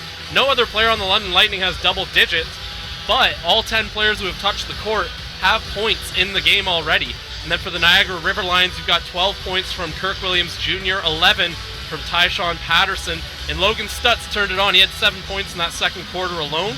Leading rebounders, Royce White has 7 for the Lightning, Troy Gottslig has 6, Garrett Williamson 5, Chriswell 5, and leading the River Lions, Stutz with 4 rebounds. Okay, thanks for that. I see the one stat that really jumped out at me was the total rebounds for London, 34 over 22 for Niagara. So they're really doing it on the boards. And that time Niagara penetrates, slices through the defense for their first 2 points of the game of the half. That was Tyshawn Patterson. He played the most minutes as well, Patterson, of anybody of both teams. Williamson up top. Great hesitation, great body control, trying to tip it back up, unable to convert. Niagara running the ball quickly as fast as they can again. Patterson outside. Looking inside for Stutz. He's got the post-up position, but he gets double-teamed right away. And that's tipped out by London. That was number 42, Boyd, coming over to double-team. The leading scorer, an MVP from last year. Was he Rookie of the Year as well? He's had many years of professional before this. He wasn't eligible wasn't considered for a rookie. Okay, yeah. Well, that makes sense, yeah. There's actually concern Stutz might not be able to return. He got a very lucrative offer in the Japanese league, but almost right before training camp started, they were able to get him under contract. Cadogan up top after a quick swing. Lightning again. That was White again, showing off his passing skills. He's up top now, putting the ball between his feet. Throwing it over to Cadogan. Up top again, looking quickly into the corner. He certainly reads where he wants to put the passes very quickly. Cadogan again up top, second time in a row. Again, flat, not able to make it. Niagara taking a page out of London's playbook there, keeping everything to the outside. Got to be able to make those shots if you want to make him pay for it. There's Stutz on the outside, sort of an unorthodox kind of a shot, but he makes it. First three, they cut in, they get the first 5 points of the half. They are down to 9 points difference here. White setting a screen up high. Williamson coming up top. Again, White with a big screen. And here comes a roll. You saw the roll, but no pass. Quick cross court up to the top for 3-point shot by Boyd. Good ball movement by London Lightning that time. Julian Boyd, a 3-time NEC player. First team All-Star. He's a very good college player. He had some injuries, and that's what led him to being available to the London Lightning. He's looking in fine form. Well, looks like Zielinski's have been fine for him, and Stutz with a tip in again. Zielinski, we were worried about him. He had hurt himself near the end of the first half, holding his right wrist, but there he is back on the floor. Maybe it's his left wrist. I see tape around his left wrist there, so it was hard to tell when he was holding it. Logan Stutz, of course, had the points on the other end, but then he commits the foul down here. So far, nobody in the River Lions bench seems to have any sort of foul trouble going right now. You've got 2 on Zaglinski, and then that one was Logan Stutz' first foul. So no one really in any trouble. London has Junior Cadogan with 3, Anthony Criswell with 3. So as this game goes on, that's something to keep an eye on. It's White at the line, unable to convert that one. Throwing right back over his head. Was Anderson, unorthodox, but it worked. This is Williamson again up top. He can play a lot of positions, can he not? He just looks so natural playing the point position as well. And a great patient pass, and a block by Kirk Williams Jr., and then a turnover and a foul by Zaglinski, but Williamson was looking for the foul on the dunk. And Williamson after, of course, just dunks it anyway, had to get that out of his system. But if it's not a foul, that's a great block there. Well, it's interesting who did that, because Kirk Williams Jr. came off the bench in the first half on both rotations, but here he is starting in the second half as part of the starting 5.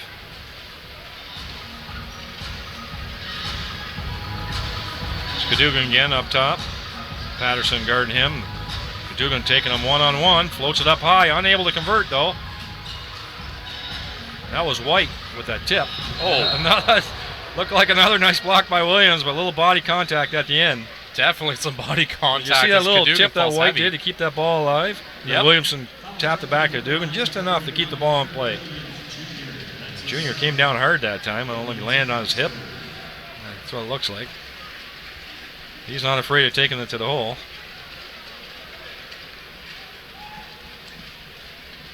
Well, let's see if Niagara can stay with London this quarter. It's down to a 10-point game. You always want to head into the final quarter if you are losing, try to get into single digits, and then hopefully within the last quarter you can close that gap. So it's an 11-point game at the moment. I think the largest lead was 18 at one time. Those 2 big runs that London had in the first quarter. Zaglinski with the ball over to Stutz, bringing it up himself. He's got White guarding him, and he picks the ball up quite quickly because White is all over him. And Stutz picks it up, somehow recovers it. Pass, and look at Cadogan hustling to put the double team on Patterson. Just a little too aggressive, but what a quick double team by Cadogan.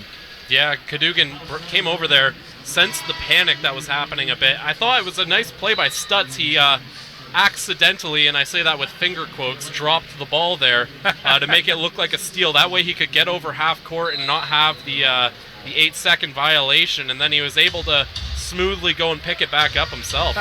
Okay, if you say so. That's Patterson. This is Canty came in for Cadogan. Cadogan's in foul trouble now.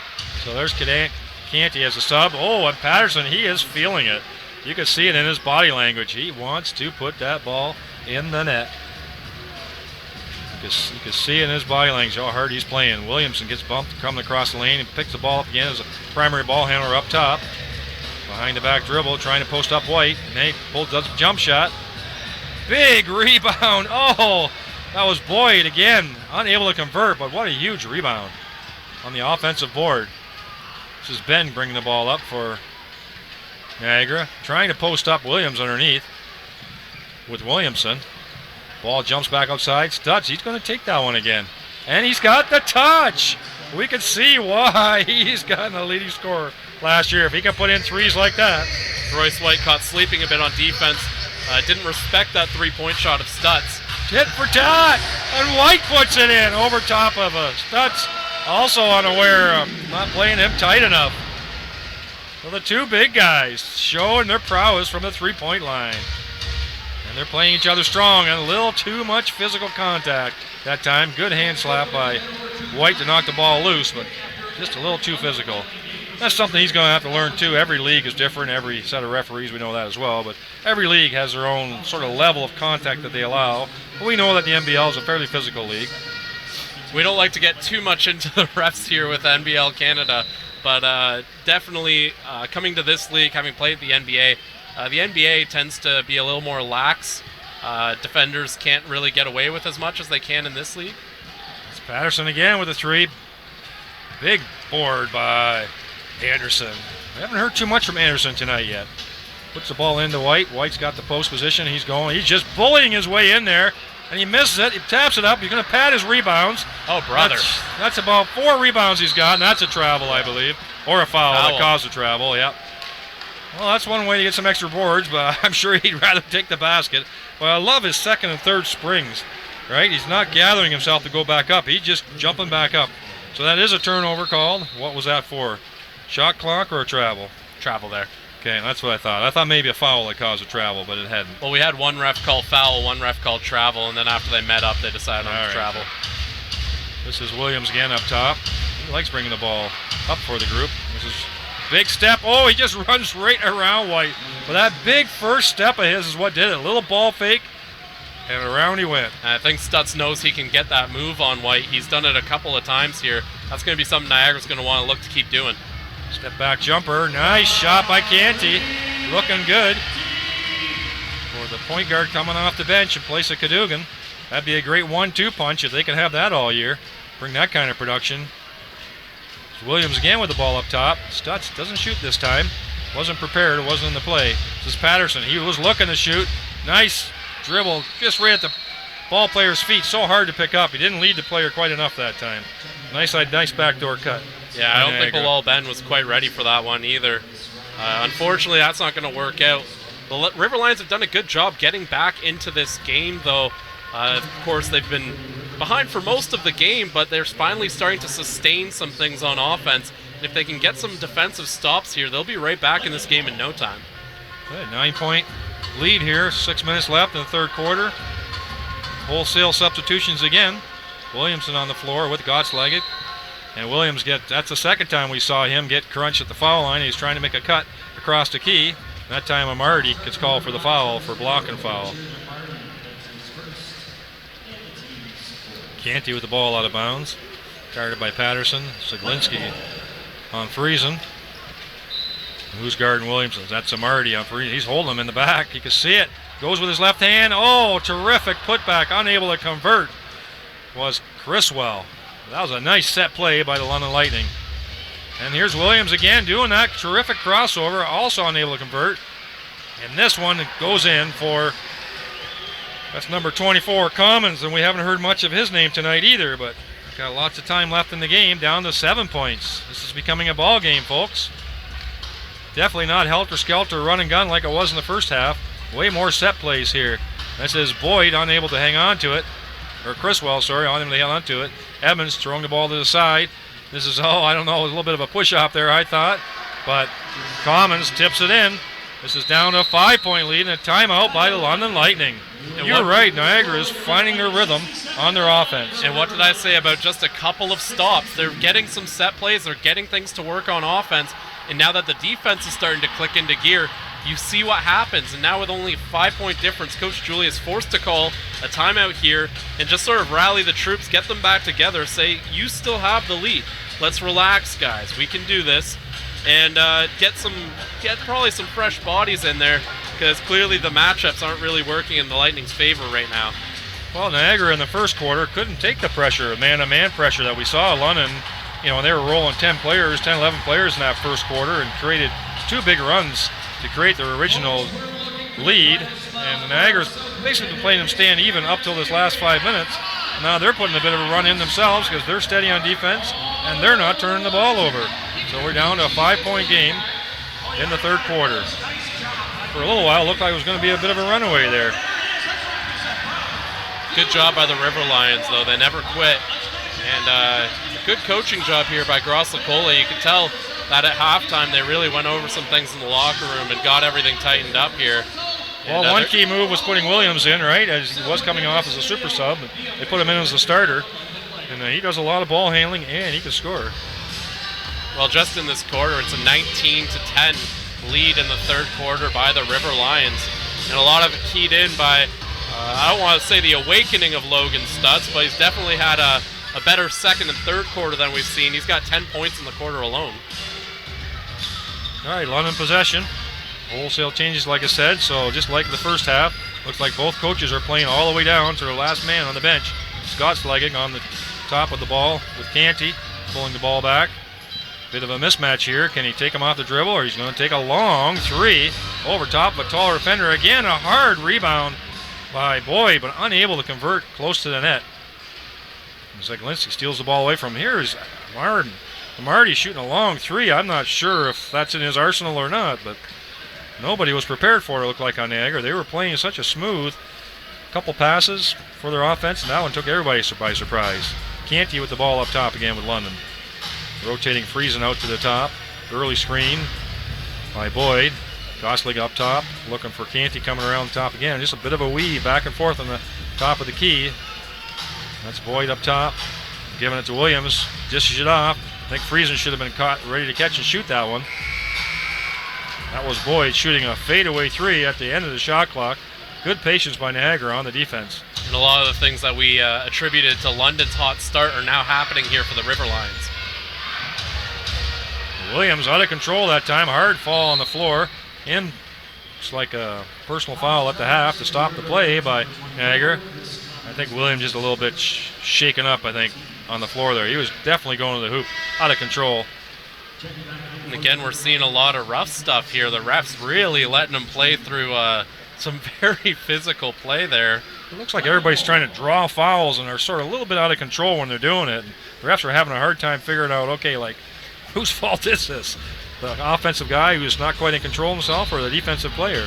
Allison comes in. I will say one thing in the credit of the refs, they've been criticized a lot in terms of favoring one team over the other. It's actually 13-11 for fouls in the entire game. So the refs at least calling it even. So both teams getting away with some chippy stuff here. Williams driving hard to the hoop, but no call. Is that going to be an offensive foul? It is. Great play by Joel Friesen, putting his feet down in place before the restricted area and drawing the foul. And that's that great defense that they wanted out of Joel Friesen. I can recall, I believe it was Game 5 of the NBLC Finals. He drew maybe 6 charging calls in that game. And I mean, each foul adds up. And when it's a good London player, he's usually the guy driving to the rim. So you're causing foul trouble for one of the better players on the opposing team. And it's one of those little things that can really make a big difference in the long-term game. Well, I know other teammates certainly appreciate offensive charges. Everybody, ever I've played with over the years, somebody draws a charge like that, everybody goes up and picks them up. And you saw that here with the London Lightning as well. It's an unselfish sacrificing. Yeah, it looks like Canty and Patterson are sort of pushing off each other. I'm not sure what they're doing there. The ball's not even in play yet. And the referee's stepping in between. And apparently, based on their explanation, it seems neither of them did it. They're just trying to establish position, but pretty London's 90 feet from the basket, so a little full court pressure here again by Niagara.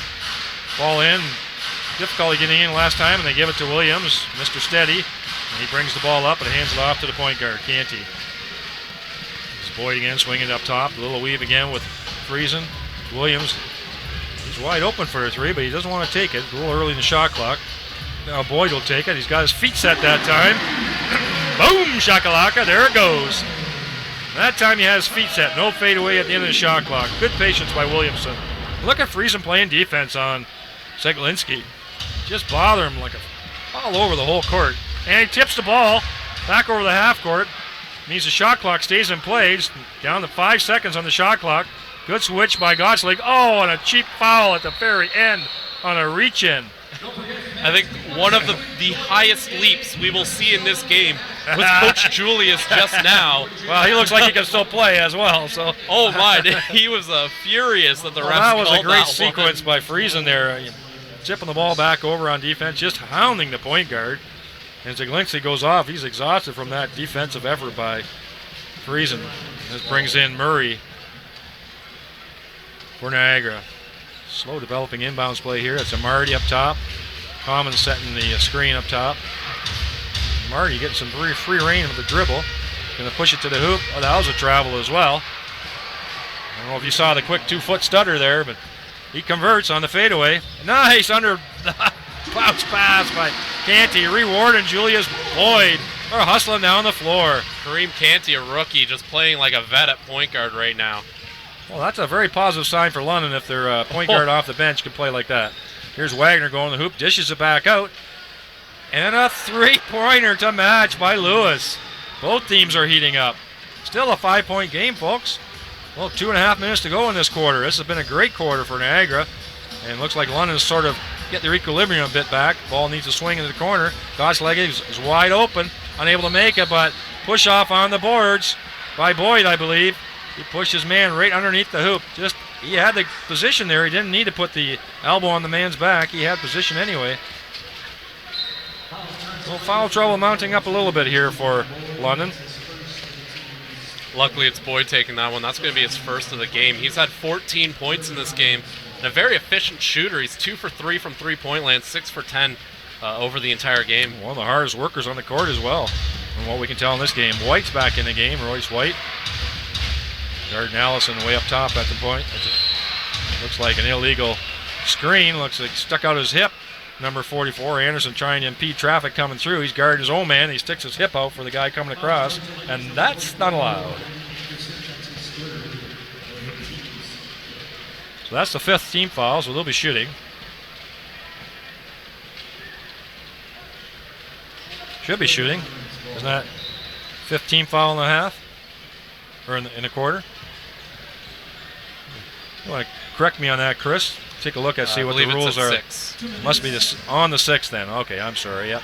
Nice drive to the hoop by Amarty. So on the 6th team foul then, that's when the fouls start. Shooting starts. Okay. Good to know. Nice spin pass into the big guy. He's in there. He's got possession. He gets hammered. He gets triple teamed, and he's still hanging on to the ball. Now that is a 7th team foul, so we know for sure London will be shooting. And again, Royce White just not afraid to go to the rim, draws that contact, and he's going to go to the line here. Luckily, no one really in too much trouble on Niagara. Chris Commons just picked up his 3rd foul there, and Zeglinski also has 3, but there's that's not really a problem when you've only got a quarter to go. So 4-point lead. Royce White here, 7 points. 8 points and maybe 9. Nope, gonna stick at 8 points. Another one out, yep. Also has 11 rebounds and 3 assists. This is Wagner up top, guarded by Canty.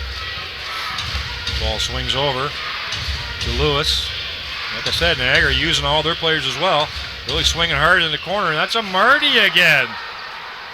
Gets the big hug from his teammates on the sideline. This is Canty going to the hoop, sort of an off balance. Nice fake by Friesen. White does the fake, he forces it up, and again, who is that? Julian Boyd grabbed that with one hand. Again. The hardest working player on the court, just unable to convert. It keeps the possession alive. Last minute this quarter. Going hard to the hoop here. Nice little dish off. Won't count. Fouls early. Anderson should be going to the line. I gotta give Julian Boyd credit on that rebound. He grabbed that out of, I can't remember who it was on Niagara, but one-handed grabbed that out of his hands. Well, that's been my impression so far. Stats will probably say some of it too, but he's the hardest working guy on the boards from what I can see. Boyd is. Currently second on the team in rebounds with 7. Although probably 8 after that last one. Well, London at the line. Converts the first. That's Anderson. What is it? 2-point game here. We got a ball game here, Chris. Going into the fourth quarter. Both teams have played all their players, so if their starters want to play a lot of the quarter, they can. They'll be fresh and rested. Wagner with the ball up top. Calling for a play. Slow development by Niagara, but looks like some miscommunication. That's Commons coming up top to get it. Looking for the flash to the middle for Marty, but he looks like, to me, he shuffles his feet a few times before he shoots. I don't see the refs picking it up, though, but he's on fire. Makes another one from the foul line. His teammates are just a jumping. Hey, 1-point game. If the happy feet work, why not keep doing it? Boyd up top with Canty again. 20 seconds to go. 8 seconds on the shot clock. Nothing developing very well. Friesen doing the right idea. Going to the hoop and drawing the foul. Excellent place. Few words between Marty and Friesen. Friesen driving hard to the hoop, drawing that foul. It shot clock was down to 2 or 3 seconds. And the defender was all over him. He wasn't going to get his shot away, so he did the next best thing. Put the ball on the floor and drove to the hoop, drew the foul. Now, earlier in the game, I talked about having some toughness on the inside there. You may not like Richard Amarty's attitude while he did it, but a hard foul like that sets the tone a bit. And again, you don't have to injure the guy. You don't have to send him flying to the floor, but just to, go for the steal. And if you accidentally happen to put your arm across his arms, then so be it. Well, but you've sent a message that if you come into the paint, if you try to drive to the rim, it's going to hurt a bit. Well, I think he was a little upset that the man had beat him off the dribble, hence the hard foul as well. But, 2 seconds to go, that's sort of a coach's no-no. You had played great defense up till then. You need to just move your feet a little bit more. You can see the frustration on the foul. Wagner again, guarded by Boyd. Bit of a mismatch here. Pulls up for the big three, and Niagara has taken a three-pointer with no time left, and the crowd is buzzing, and the Niagara bench is jumping. Well, Tyler Murray just has that Niagara bench going crazy. Wow. And it looked like he had some words for a certain fan who might have been behind him there after he drilled that shot. So again, Tyler Murray just absolute daggers at the buzzer to tie this game up. He rose up over a taller defender there as well. I thought, oh boy, this is going to be a tough shot, but he put it in. So we have a tie ball game after 3 quarters. What a great comeback by Niagara River Lions. A lot of this comeback cued in by Logan Stutz. He had 10 points in that third quarter. He's got 17 in the game to lead the way for the entire game, both teams. He's got 17 points, 5 rebounds, and 2 assists. Looking at the other players on the River Lions, Tyshawn Patterson, 16. He's been a buzzsaw for them. And Kirk Williams, 12 points, 5 rebounds. Richard Amarty, happy feet himself, 13 points, 5 rebounds. Yeah. Looking at the London Lightning, you've got 16 points from Garrett Williamson, 14 from Julian Boyd alongside 7 rebounds. Royce White leading the game with 8 points and 11 rebounds. Those 11 rebounds leading the game. And then you've got 7 rebounds also from Garrett Williamson and Julian Boyd each. Leading assists, Cadogan with 5 for London, 4 for Patterson leading Niagara.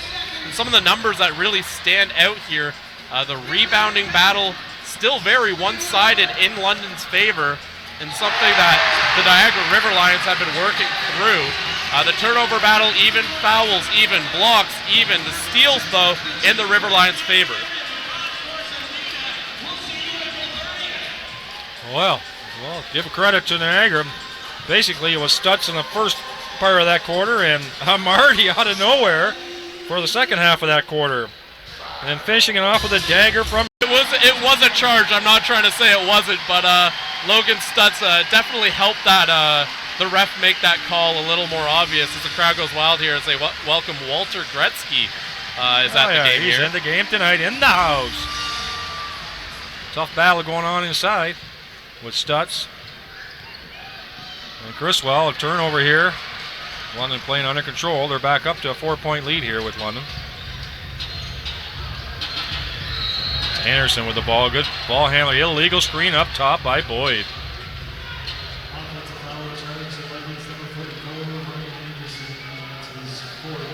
It's going to be 4 fouls on Anderson. Was that on Anderson? I thought it was on the screen, the set. Yeah, Anderson apparently is getting the call. I thought it was Boyd there for the screen. I did too. I thought it was set on the screen. That's going to give him his 4th foul, so that's bad news for London. Him and Cadogan each at 4. I'm sure we're going to see Williamson play some at the point guard. There's Stutz. Good pair of hands. Getting the ball up top. He's quick to get that rebound. What happened there? I'm not sure, but Marty somehow got out of that crowd. And Murray gets fouled on the side. What a frantic set of play there for the last few seconds. Marty trying to dribble through 2 players, loses control of the ball, flies it out to the sideline. Well, that play there by Marty just to find Murray amid all that chaos. And then Murray able to draw the foul. He gets to take 3 shots now. I believe they counted that as a 3-point shot. I wasn't sure if his toe was on the line or not. So this should be 3 free throws here for Tyler Murray. And if he makes them all, it's only a 1-point game. That foul was on Cadogan, I believe. That's going to be his 5th, so he's going to have to sit until at least the last 3 minutes of this game. So look who they bring in the game for a point guard. Just like we saw, Williamson. What a versatile player, eh? They like to use him as kind of a point forward. Yep. Not to say the caliber of play, but he's similar to LeBron James in that they use him as that small forward who also can move the ball and be your primary ball handler and run the offense. That would be an example of a guy who also does that in the NBA. But Williamson able to do a lot here as Murray's going to sink the first 2. And again, now he's got a shot to make this a 1-point game. Well, I love the energy in the building already for the first game of the year. That bodes well for the year. Listen to the crowd. He makes all 3. Wow, big shots. Down to a 1-point game again. Do have to give a small shout out here. There's actually quite a large contingent of Niagara fans just to camera right of the Niagara bench there. So shout out to those guys for making the trip. Okay, here we go. London's got the ball with the possession. That's Anderson bringing it up. Of course, he's a great ball handler as well. This is Williamson just swinging it back to Anderson, a little behind the back dribble. Good defense by Zaglinski, even though he's a much smaller player on Anderson. He just forces a tough shot, and Anderson somehow or other banks it off the backboard. Give credit to Zaglinski for great defense, but better offense by Anderson. Luck comes with skill, John. Luck comes with skill. Yeah, there's some true and practice. There's Patterson again. Stolen, the ball stolen. Turnover, Williamson giving it to the big flash! And the crowd goes crazy for Criswell. They got to get back, London, because we're ready to play right away. Niagara, and they're shooting a long 3, and he makes that! Whoa, that's Lewis out of left field. And that's going to get the crowd quiet in a hurry as we see a little bit of craziness. Lewis able to drill that 3. It's a 2-point game, 8:30 left.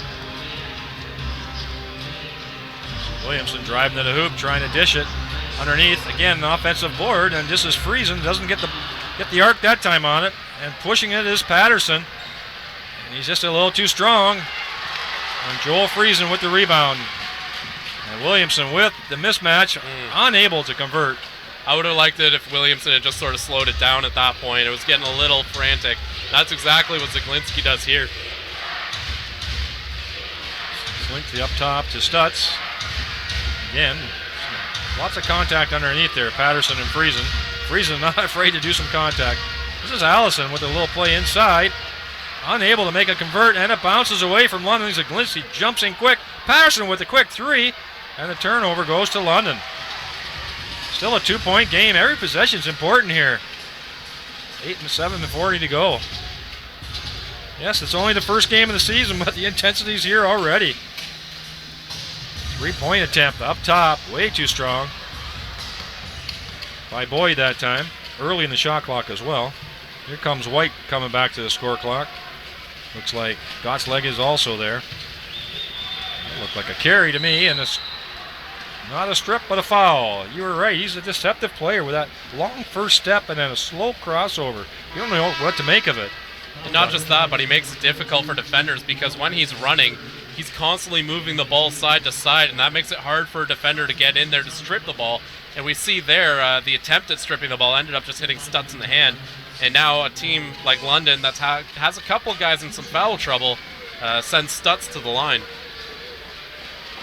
All right, so some changes for London, and we got White back in the game. Anderson staying in the game. Gottsleg is in, as well as we haven't seen Edmund yet this quarter, but he's in. And, of course, Williamson. The other side, we got Stutz. Looks like Chris Commons is back out there. Williams is back out there, along with Zeglinski and Patterson. I think that's the strongest lineup that Niagara has from what I can see when I look at their mix of players. Niagara has the strongest mix out there right now. Well, you have a couple guys that came off the bench that played really well. Williamson with a spin-around move and a nice dish to White. White gets held, putting him back on the foul line. So far, I've seen him 2 for 4, but I think he's probably a little different White than that from the foul line right now. I think he's 1 for 4 right now. 1 for 4. That was 2 for 4. So okay, maybe hence that's why they foul him. See if he can put it in the basket on his foul shots. Still, just a little off yet. White hasn't always been. I'm speculating here. I'm actually not 100% sure if I remember the stat correctly. I believe he shot around 63% at Iowa State, so he might be a guy you kind of want to send to the line. Have we mentioned that stat line from his year at Iowa State yet?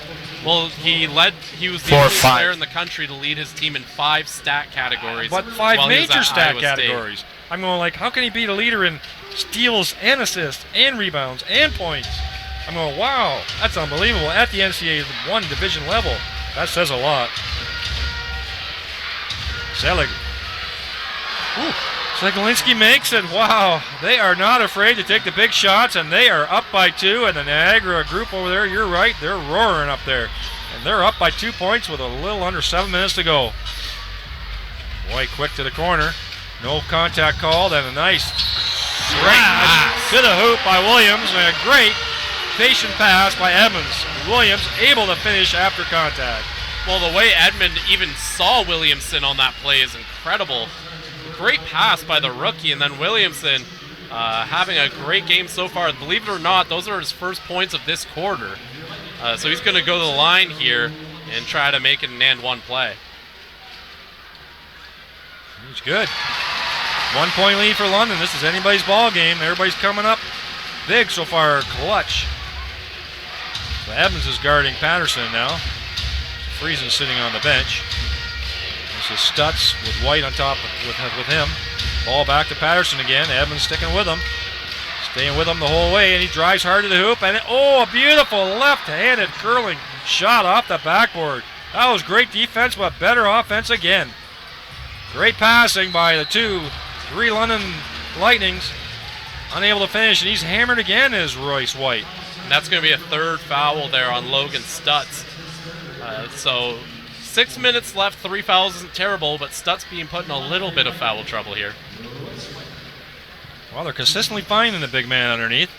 Just needs to be able to convert his foul shots, keep that defense honest. Well, you got Royce White, who's an absolute beast in the paint. He's got to eat, so you got to feed him the ball. And he's going to make that free throw. And with Stutz in some foul trouble, I'd keep feeding Royce White because he can crash and bang.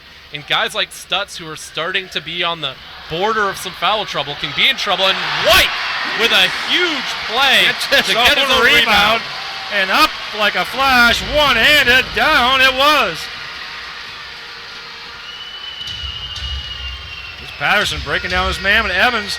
Oh, how did Patterson get that one back? I thought that was a steal. Evans is behind Eglinton, behind the back. Sorry, Zeglinski. Patterson and Zeglinski missed up. Zeglinski, nice behind the back pass. I don't know how Patterson got that ball back. Evans played great defense on him. Well, that was an interesting sequence off the foul line. Grabbed that ball and up with a one-handed flush in a flash. Well, the way they're playing right now, your head's going back and forth more than a tennis match. Both teams just flying right now. We're catching on here. We're starting to see the shooting of the London Lightning getting a little bit better here. as we mentioned, they struggled and their field goal percentage dropped rather quickly during that third quarter. They're doing a better job here. And to just show you how evenly matched these teams are, scoring in the quarters 14-13. So only a 1-point advantage for the Lightning, and that's enough to give them a 2-point lead so far in this game. I'm just looking at the foul throws there, because that's always, for me, a good stat. 11 for 16 for Niagara, and 16 for 23, so 7 missed foul shots, and 5 on Niagara. So assists 21-17. So both teams are fairly evenly matched now, from what I can see. Other than the rebounds. Rebounds is really what's keeping London alive, I would say, and keeping Niagara do a little better job on the offensive boards. They might be able to hold London off at 52-38 for the boards. And just to give you an idea of the depth both these teams have, bench scoring 41-37. Those numbers are massive for bench scoring in as far as we've seen in NBL Canada. And Niagara just winning that battle there. Well, I don't know if it's early in the season. That's why they're playing everybody to get a good feel of everybody. But, I mean, if these teams can both play regularly 9, 10, 11 players, that's a huge bonus for any team. Well, I think both these teams have played 2 preseason games prior to this. A lot of them have been together over the off-season. So I think they've got an idea of their rotations. And now they get to put it into practice. I think Niagara at the half made some incredible adjustments. We're seeing them working the perimeter more ball movement, things we didn't see in that first half. So they really straightened out a lot of their issues. Commons, not a wise shot. A long three-pointer and nobody looking for it. So wasted possession by the Lions. Goss leg up top and the ball in again, and just uses his big shoulders. Oh, they're calling him for double dribble. So he did the spin around and wanted to do the handoff, but his player wasn't ready for him. They're going to get used to that, though. So he could have gone up himself. That's what his teammate was looking for, and he handed the ball off. But okay, so 2 wasted possessions. That makes it even. Patterson up top again. I see Friesen's back out on Zeglinski, which I think is a great matchup. Who's working? He's working him hard underneath here is Commons. And oh my goodness! Gets bumped. Fading fall away right-handed off the backboard. We have seen some incredible shot making today under pressure. And that was Commons. Well, having seen Commons with Windsor, every single year he's been in the NBL, he has been named to one of the year-end all-star teams. He is one of the consistently great NBL Canada players. He's been a little bit quiet in this game. He's only had he's only had 9 points, but he's also put up 7 rebounds. And that number's going to go up because this guy is clutch. So as his fourth quarter continues, look for Chris Commons to start calling his own number a couple more times. Well, I think it was a great pickup, those 2 pickups that Niagara did, especially as a second-year franchise, to complement the leading scorer of the league and MVP. You need to have those solid veteran presence that have been in these kind of situations. Well, both great recruitment there. Both him and Williams Jr., of course, have that championship experience, having been with Windsor. They know what it takes to win in this league. Look at that beautiful one-handed pass, and he was ready for it that time, Boyd. He catches it, puts it in, and a quick steal by Friesen. Wow, quick 4-point turnover.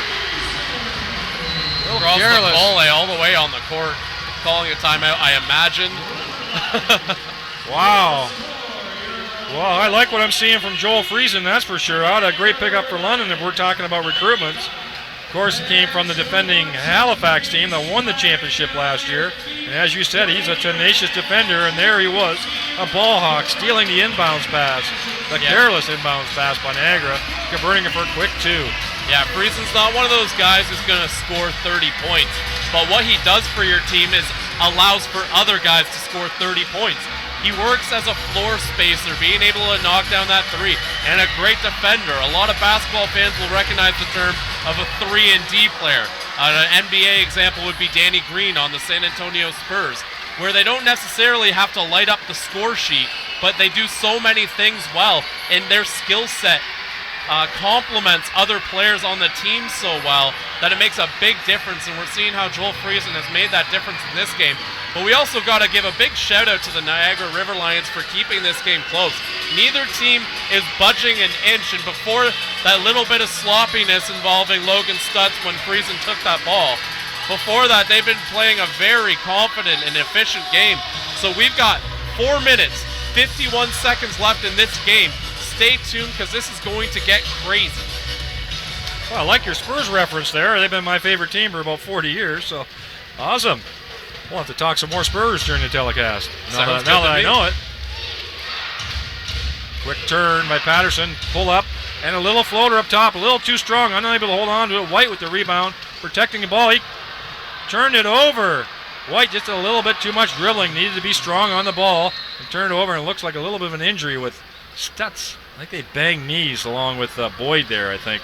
Yeah, during that collision down there, you got to get a little scared when both Logan Stutz and Julian Boyd are involved, considering how big those guys have been. And we see the trainer come out to the floor to check on Logan here. I think it looks like to me he's holding his left knee. I think he just did knee on knee with Boyd, I think is what happened. I don't think he twisted it or anything. Hopefully he's going to be okay. He's getting up, going to go to the bench. See what they bring in for him. Well, they're bringing in Marty, the star of the last quarter. Last few minutes of the last quarter, he hit a couple big threes and a crazy pass in midair for Zeglinski to hit. And I really like the pickup of Amarty because he plays a kind of similar style to Logan Stutz. So when you bring him in, you don't lose a whole ton on offense. You don't have to shift your game plan drastically to accommodate him. He's able to just sort of come in and fit right into place. Well, Cadogan's back on the floor. White up top, along with Williamson. So both Williamson and Cadogan back in for the last 4 minutes of the game. And Friesen driving to the hole, trying to draw a foul, and he does draw the foul. That one's going to be on Sammy Zeglinski. That's his fourth foul. He definitely has a mismatch on Zeglinski for height. They've been battling it all game, those two. Friesen went down hard to the floor again. I get a feeling after every game he has some bumps and bruises. So, Friesen at the line, shooting two. Makes his first clutch one. Whoa, that makes it a 2-point game. I tell you, this can go either way.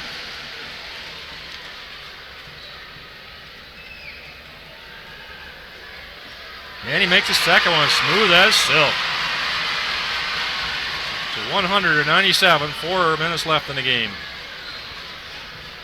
Well, this bodes well for Niagara, I think, if this is the start of the season based on their first-year expansion. This is their second year.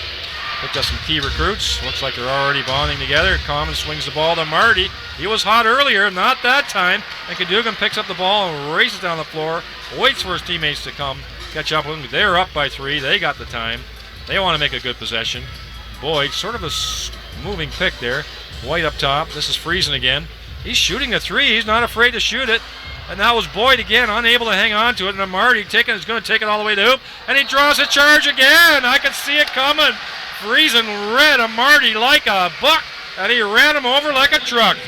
You know, the score sheet's going to say Joel Friesen didn't lead his team in points, didn't lead his team in rebounds, didn't lead his team in assists. But you know what? He just flat out led this team in this fourth quarter here, doing a great job of the things that don't show up on the stat sheet, making a huge impact. And now Richard Amarty is limping with Logan Stutz already hurt. Logan Stutz is back in the game, but the way he was limping earlier, you have to worry about him. And now Amarty also going to the bench with a limp. Yeah, they may not be 100%. They're feeling their bruises, but Friesen's going to feel his bruises tonight too. But he'll have them well earned. Up top again with White. This is Friesen again. Swings the ball quickly to Williams. Up top. Nice little crossover drill, but unable to take the shot. They're unwilling to, and this is Friesen. Kicks it to the corner. Williams was wide open. Shot clock's down. You'll say got the shot off just in time. I thought Williamson had a good shot in the corner there, but he didn't take it. Here's Patterson again with the big guy on him, but he just blows right by him and he puts it off the board and just bounces off of White back on the floor. No foul called, but he wasn't afraid to take the big guy on. And you know Tyshawn Patterson wants to put up a good performance in front of Coach Julius. Again, Patterson was a bench player last year with the London Lightning. He's taken a huge role here with the Niagara River Lions and shown up well in this game. Big shot by Boyd. I think London looked a little stale in that possession, but Boyd bailed them out. This is Zeglinski up top with Friesen on him again. This is Stutz. Ball fake, Patterson. He's been the hot hand. Unable to convert that time. Big rebound by Boyd. He throws it out right away. And Williams trying to keep his balance. He goes hard into the boards, and Cadogan cannot finish that putback. And Williams is limping, coming down the floor. He fell very awkwardly. Is this 3 going in? It is! That's a tie ball game with 2 minutes left after that frenetic play by Williamson down on the end. He's still hurting in the corner. A little surprised there wasn't a timeout there to try and get Williamson substituted. A block shot on White, taking it to the hoop. And I don't know if that was Commons or Stutz that did that one, but he had nowhere to go, did White. Quick double team, and he sees that Glinsky just spin right out of it. He's got freezing on him, so here's Patterson in the corner. Another big 3 for Niagara. And the crowd for Niagara is just jumping for joy in the stands. And there is the timeout by the London Lightning. 2 poor possessions there by the Lightning. Well, just like that, the Niagara River Lions have their first lead of the game, leading 105 to 102. Just a huge fourth quarter and third quarter effort from both of these teams. This fourth quarter, of course, is tied 25-25 for each team. Some of your stat leaders right now, you've got 22 points by Tyshawn Patterson, 24 from Logan Stutz, and 12 from Kirk Williams Jr. Looking at the London Lightning, Garrett Williamson with 19, and Julian Boyd with 20, Joel Friesen with 17. And this has become an absolute circus of a fourth quarter as both teams on big fourth quarter play here. London's got to tighten up just a touch. They're letting this right side corner open for the 3. I'm a little surprised Niagara didn't take advantage of the fact that London left Williamson out there when he was noticeably limping. And well, the 3-point shooting, I'm just looking at the stats with you there. How many 3-pointers by the Niagara group? You're looking at 13 for 33 by Niagara, 7 for 27 by the London Lightning. 7 for 27, wow. So 6 3-point shot differences, and we just saw 2 there in the last minute of play. One by Stutz, one by Patterson. And that has given Niagara the lead. Okay, London inbounds. Anderson back on the floor, along with Williamson and Boyd, and a little pressure up top by Commons. Looks like a foul by... That was a great play by Williamson drawing that foul. Commons was trying to get back around in front of him, and he just carried him on his back till the ref called a foul. Yeah, that's great way. Clock stop. Gonna shoot 2. That's going to be the 4th foul there on Kirk Williams Jr. So again, another member of the Niagara River Lions in a little bit of danger here. They've been doing a good job. These are veterans, and they know how to play disciplined. So when they do get in that foul trouble, they've been able to, kind of cut out the fouls and just sort of play their game. And they've done a really good job here of, bordering on foul trouble, but not going over so that they can stay in this game. Tired legs there, I think, by Williamson. Missed both foul shots that time. Maybe still feeling the effects of that knock on the floor. Just bullying his way under there. And he gets a late call, does Commons. But you're right, he's coming clutch here in the last few minutes of this quarter. Well, again, Chris Commons obviously knows how to play in the clutch. Alongside his 2 NBLC titles, he's the all-time leading postseason scorer in NBL Canada history. And in the regular season, he's 3rd all-time in NBLC scoring. So this is a guy who knows how to put up points in clutch situations. Well, they're up by 3. Minute 10 to go, and he misses the first one to make it a 2-possession game here. I jinxed him. I did, eh? Sorry. He didn't quote any of his foul shooting stats, so I don't think so. Makes a second, so 4-point lead. 2-possession game. See, Cadogan's not out on the floor here. We got Anderson and Williamson doing the point guard. That's Boyd up top. Friesen's back on the floor. That's Anderson. We know he can hit the 3s. Got to be careful he doesn't turn the ball over. So far, great defense by Niagara, but in the very last second, tough drive in there by Criswell. I really didn't think he had anywhere to go, and I think he sort of got bailed out by the refs that time with a foul call. He just sort of bullied his way to the rim there. And, I really didn't see a foul there. Well, Mike Allison jumped, but didn't jump straight up. He kind of jumped into him a bit, so that's going to be a... Yeah, sometimes I don't know what to say. Offensive player a little bit out of control. You're going to reward him with those fouls, but that's just me talking as a forward. So London at the line. Criswell shooting. Williamson just missed two. And he misses his first one. So foul shooting really hurting the London Lightning here in this fourth quarter, because we saw White miss a few as well, even though he did grab one for a putback. Well, that wipes that out. But, foul shooting always key at the end. Okay, back down to one possession game. 50 seconds to go. 24-second shot clocks. We're going to have a timeout here from Timeout for Niagara. So we wouldn't have thought that looking in the first quarter. We were thinking, boy, this is a bit of a mismatch.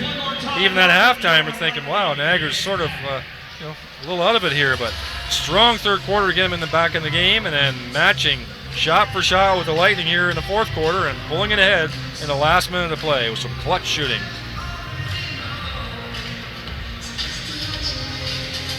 So we got just under a minute to go, 50 seconds, 24-second shot clock, 3 points, so one possession game, and it's Niagara's ball on the end.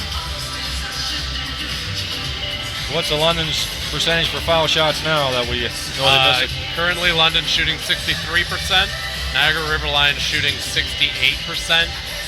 Based on who's been on the floor for each team, if you're London and you're going to commit a foul, the guy you're going to want to foul is going to be Logan Stutz, 2 of 4 shooting. And Royce White struggled from the free throw line, only 2 of 8. So it might even be a sound strategy if you see Royce White with the ball to just foul him.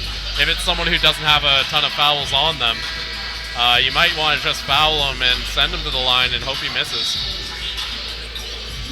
In fact, I think that's why he's been taken out of the game here, for that exact reason. So Niagara gets to advance the ball to half. Seglinski is going to be inbounding it. And into Commons it goes. Of course, the steadying hand of Commons back to Zeglinski. And that's Anderson hounding Patterson, and reaching foul, but nothing called. Zeglinski again. Anderson on him, reaching again, no foul called. And it looks like Stutz got tangled up with Friesen. Lots of body contact down there. This is Zeglinski. He hasn't got much place to go, but he shoots the three. Doesn't make it. No foul call there. This is Anderson again. And a quick three-point shot, and unable to make it. But I think that ball went off London's foot, I thought. That's going to be out on Garrett Williamson there. That's what I thought. Don't like that shot from Ryan Anderson. No. Way too quick, and he had 2 hands in his face. I understand it was a momentum swing, and he did almost get it to drop, but that's not exactly something the coach is going to love from him. Well, he is a proven shooter, so you got to give him the green light in some of those circumstances. But that one didn't go down. Williamson unable to hold on to the rebound. Full court press here. Zeglinski inbounding the ball into Murray. Quick foul on Murray by Boyd. So like I said, 3-point game, 16.5 seconds left to go. Coming down to foul shooting for Niagara Falls.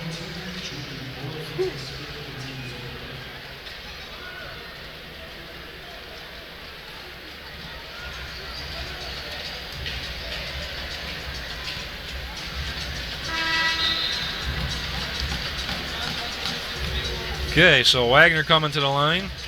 There's a quick substitute in for Chris Commons, it looked like. Right now, Williams sitting on the sideline as well as Commons, probably coming in for defensive purposes. Wagner came in for foul shooting, obviously.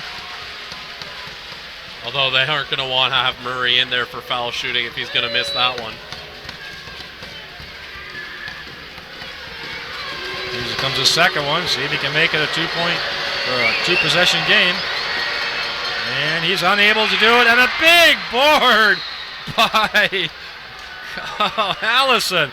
Just over top of number 22, Criswell. Just leaped and out-jumped them. And that's got to be heartbreaking for the London Lightning when you get a guy at the free throw line to miss both shots and then that happens. Stutz coming off the court. It's very unusual that Tyler Murray misses those free throws. He's an 82% free throw shooter during his NBLC career. Well, London still of dodging the bullet so far. Down to 14 seconds. One foul shot can make this game for Niagara if they put it down. Otherwise, it's up in the air if London has a chance to come down the floor. He makes the second one. 2-point conversion. Chris Commons back in the game for Wagner for defensive purposes. London's going to call a timeout. They're going to need a quick hitter and a quick foul here. Whatever the first open shot is what they're going to need to take. They don't have time on the clock. Be it a 3, be it a 2. Make it quick. A little interesting, the guys who missed those free throws, both Tyler Murray and Michael Allison, about 80% free throw shooters for their NBL career, but in their 4 shots, only get one of them to drop. A bit of good fortune for the Lightning, as that could have been the difference between a 7-point lead for Niagara and a 4-point lead for Niagara. So now with Niagara missing those shots, London's got a bit more life. And now they've got to come up with a play here to get themselves back into this game. Well, that's quite a strong comeback from Niagara in the second half. A lot of different contributors as well. Everybody sort of had their moment in the sun there. Marty was shining in the third quarter. Commons was really helping out there in the second quarter. And of course, Stutz came alive in the second half. And Patterson always going full blast. Didn't hear as much from Kirk Williams in the second half, but he really held him in the first half to keep him close enough within striking range. But interesting, Stutz is not on the floor for defensive purposes. So we got Commons, Allison, Williams, Ben's on there, along with Lewis. So interesting, Bo Siglinski is not on the floor. Here comes Quick, 3-point shot. Can he make that? He does make it. 10 seconds to go, 10.5. And Niagara calls a timeout. Now, just like that, those missed foul shots, and now a huge 3-pointer by Ryan Anderson. And just like that, the London Lightning only down 1. You got a foul here if you're the Lightning. So you're looking at if the River Lions make both their shots. You foul, then you come back down the floor. If Niagara makes those shots, you're only down 3. So you've got some life that you would not have had otherwise. And the Niagara River Lions, those free throws are costly. I understand not having Stutz in the game and not having Zaglinski. They've got better defensive players off their bench, so I get the lineup change. But for the London Lightning, you've got to make sure you can force the ball to the right guy who you hope is going to miss those free throws. Looking at the guys the River Lions had on the court, they clearly went with their best free throw lineup. And this is going to be interesting. We've got some crazy last couple seconds here coming up. Well, it's been an entertaining game, that's for sure, right from the start. Wow, huge swings, huge momentum changes. Lots of different players contributing tonight. But it's coming down to this last possession. 11.2 seconds put back on the clock. 1 point difference. Niagara leading. Niagara gets to advance the ball to the front court. And London will want to do a very quick foul.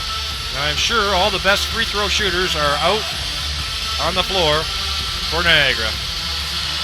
Stutz is back out there along with Allison, Zaglinski. I see Ben and Patterson are out there as well. But no Murray this time. They're getting the ball in. Tough inbounds play. It looks like this is going to be a turnover here. London gets the ball. What are they going to do with it? They got 7 seconds to go yet. They got lots of time. Take it to the hoop. Get the foul. Oh, and a nice block. Unable to convert at the end. And that was a terrific block at the end. No call by the referees. They're running off the floor. That game is over. Williams did a great drive to the hoop, spin around, but a better defensive play, and then the putback went flying over the hoop. London sort of thinking maybe that was a foul at the very end, but the time might have run out. 107-106 for Niagara. Somewhat of an unlikely win, I thought. Yeah, Niagara did an incredible job fighting back in that second half. That third quarter especially was just some incredible basketball. And just a heads up, it looks like Sammy Zaglinski might have hurt himself again on that final play. I'm sure Zach Dadson, the Niagara River Lions commentator, will have more on that. But again, the River Lions, just a great effort. London gave them a fight right until the last couple of seconds. And what a great game to start the year with. It really was. Great finish, and London had their chance at the end. final score 107-106. Niagara River Lions over to London Lightning. We can go to Aaron and Justin for the postgame.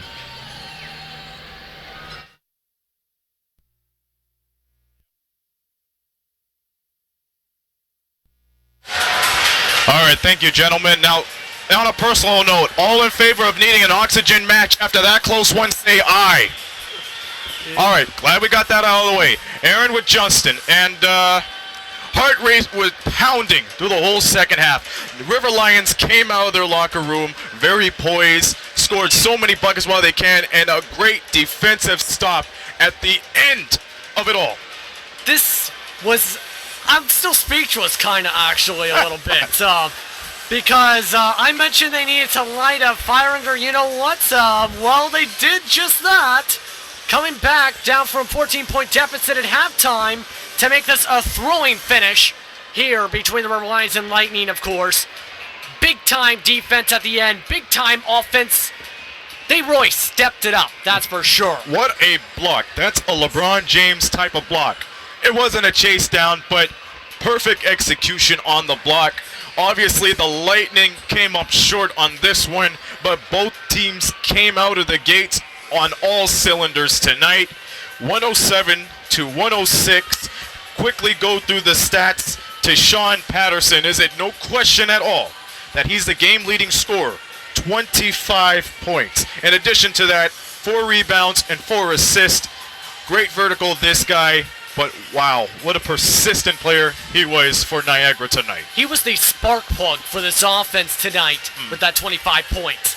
He was the main person who was getting the offense going in that first half, and in the second half, he just kept on going and helped others get going.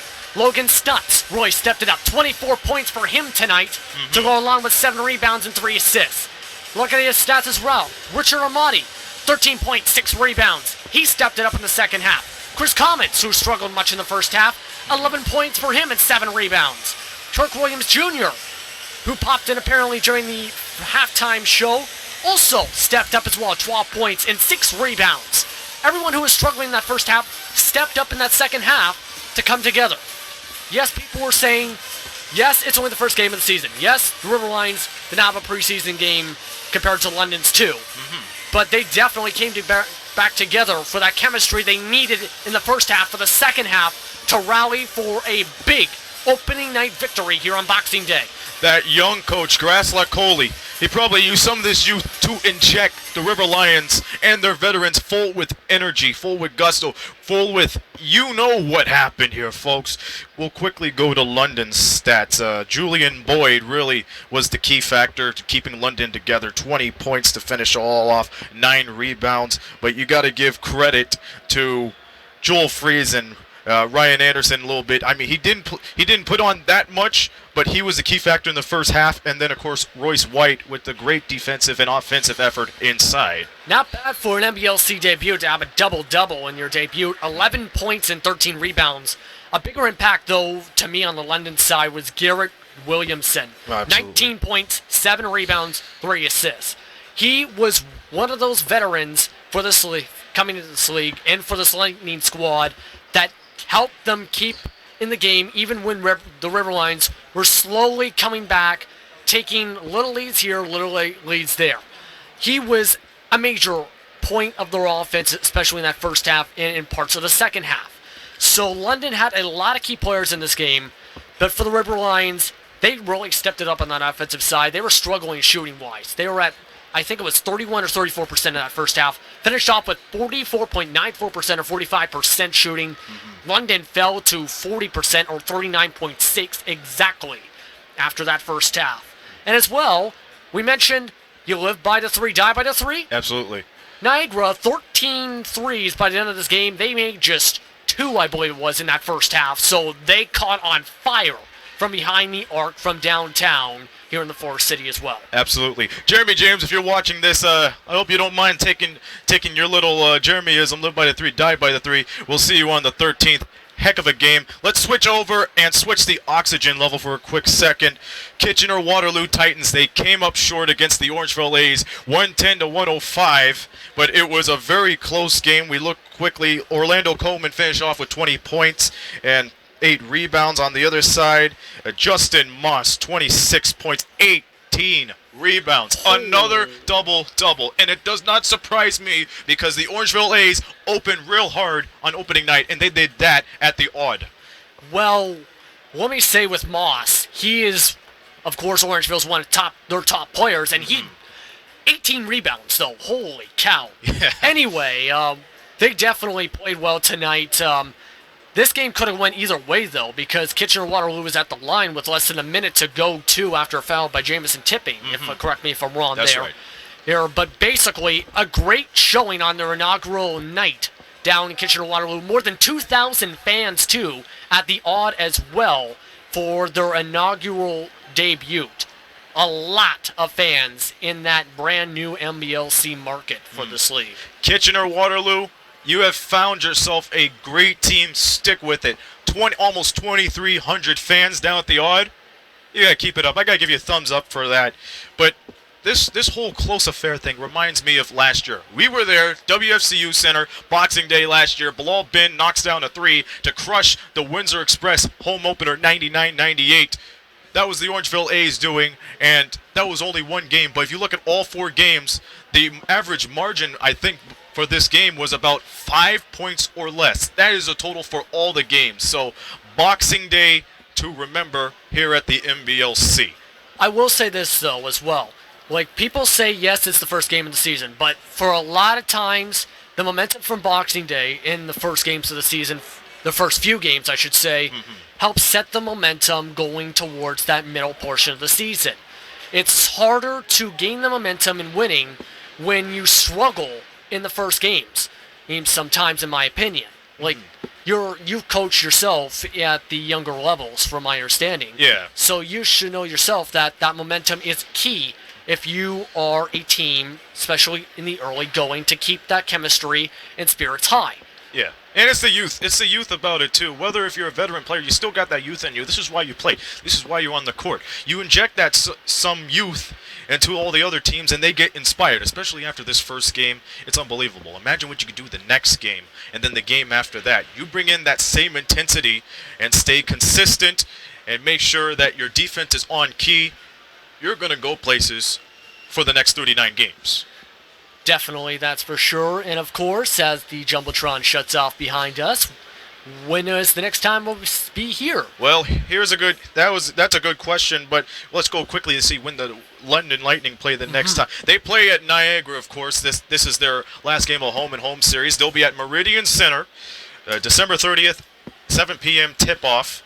And then the next time we see you, Knockstrom.tv's next telecast this Friday night. The Windsor Express open up their home season against the Orangeville A's. It's their second game of the series. We'll be there at 7 p.m. along with Red Hedges and Mitch Kobe K and the rest of the crew.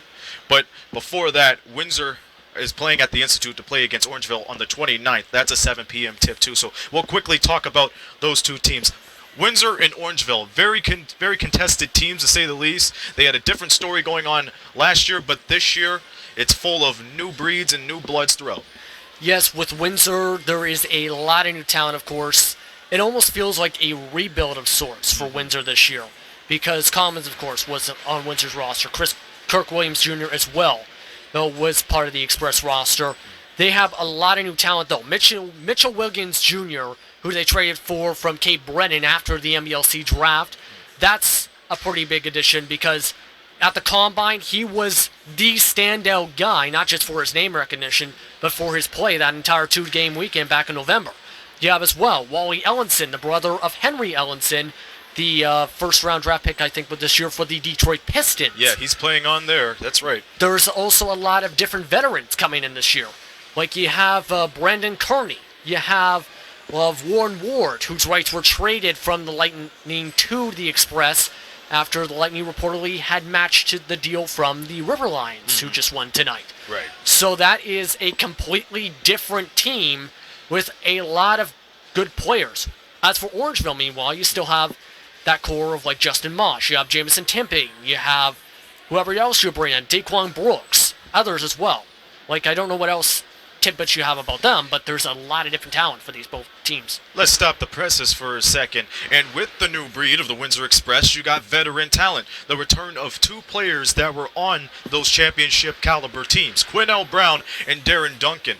Few veterans on the Windsor Express roster, but they knew how to get it done. And when you have new guys like Alex Campbell, Brandon Kearney, Noel Moffett, all those other guys, you really have to put Windsor as part of the elite of the Central, as they have been since they came into the NBLC. Out of all those years, they have made the round before the NBLC finals, whether it was a semifinals in their first year where the format was different, but all those other years they made it to the division finals, and they proved that new star talent mixed with a little bit of the veteran experience equals a great time for the fans and great recognition for their team as a whole.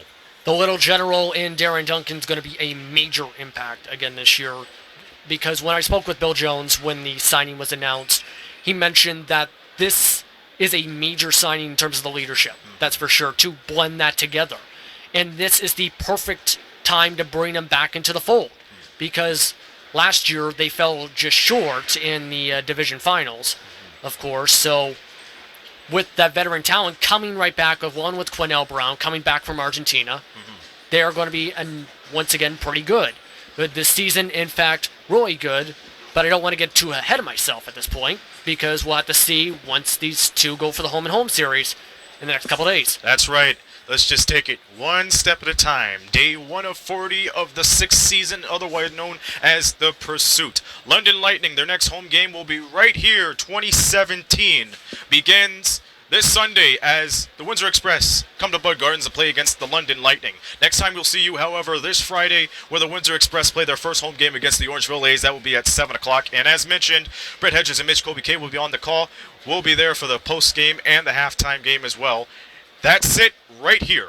107, 106. The River Lions stun the Lightning in Game 1 of plenty to go here in this NBL season. Ladies and gentlemen, thank you for watching. We'll see you along the way.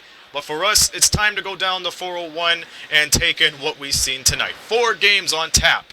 All of them very close, and it was a heartbeat-inducing day, to say the least. Well, thank you once again, ladies and gentlemen. This has been a presentation of Knockstrom Digital Media, producing the media excellence in Southern Ontario. Until Friday at the WSU Center, for JP Justin Prince, this be Aaron Sanders saying so long from the Rose City.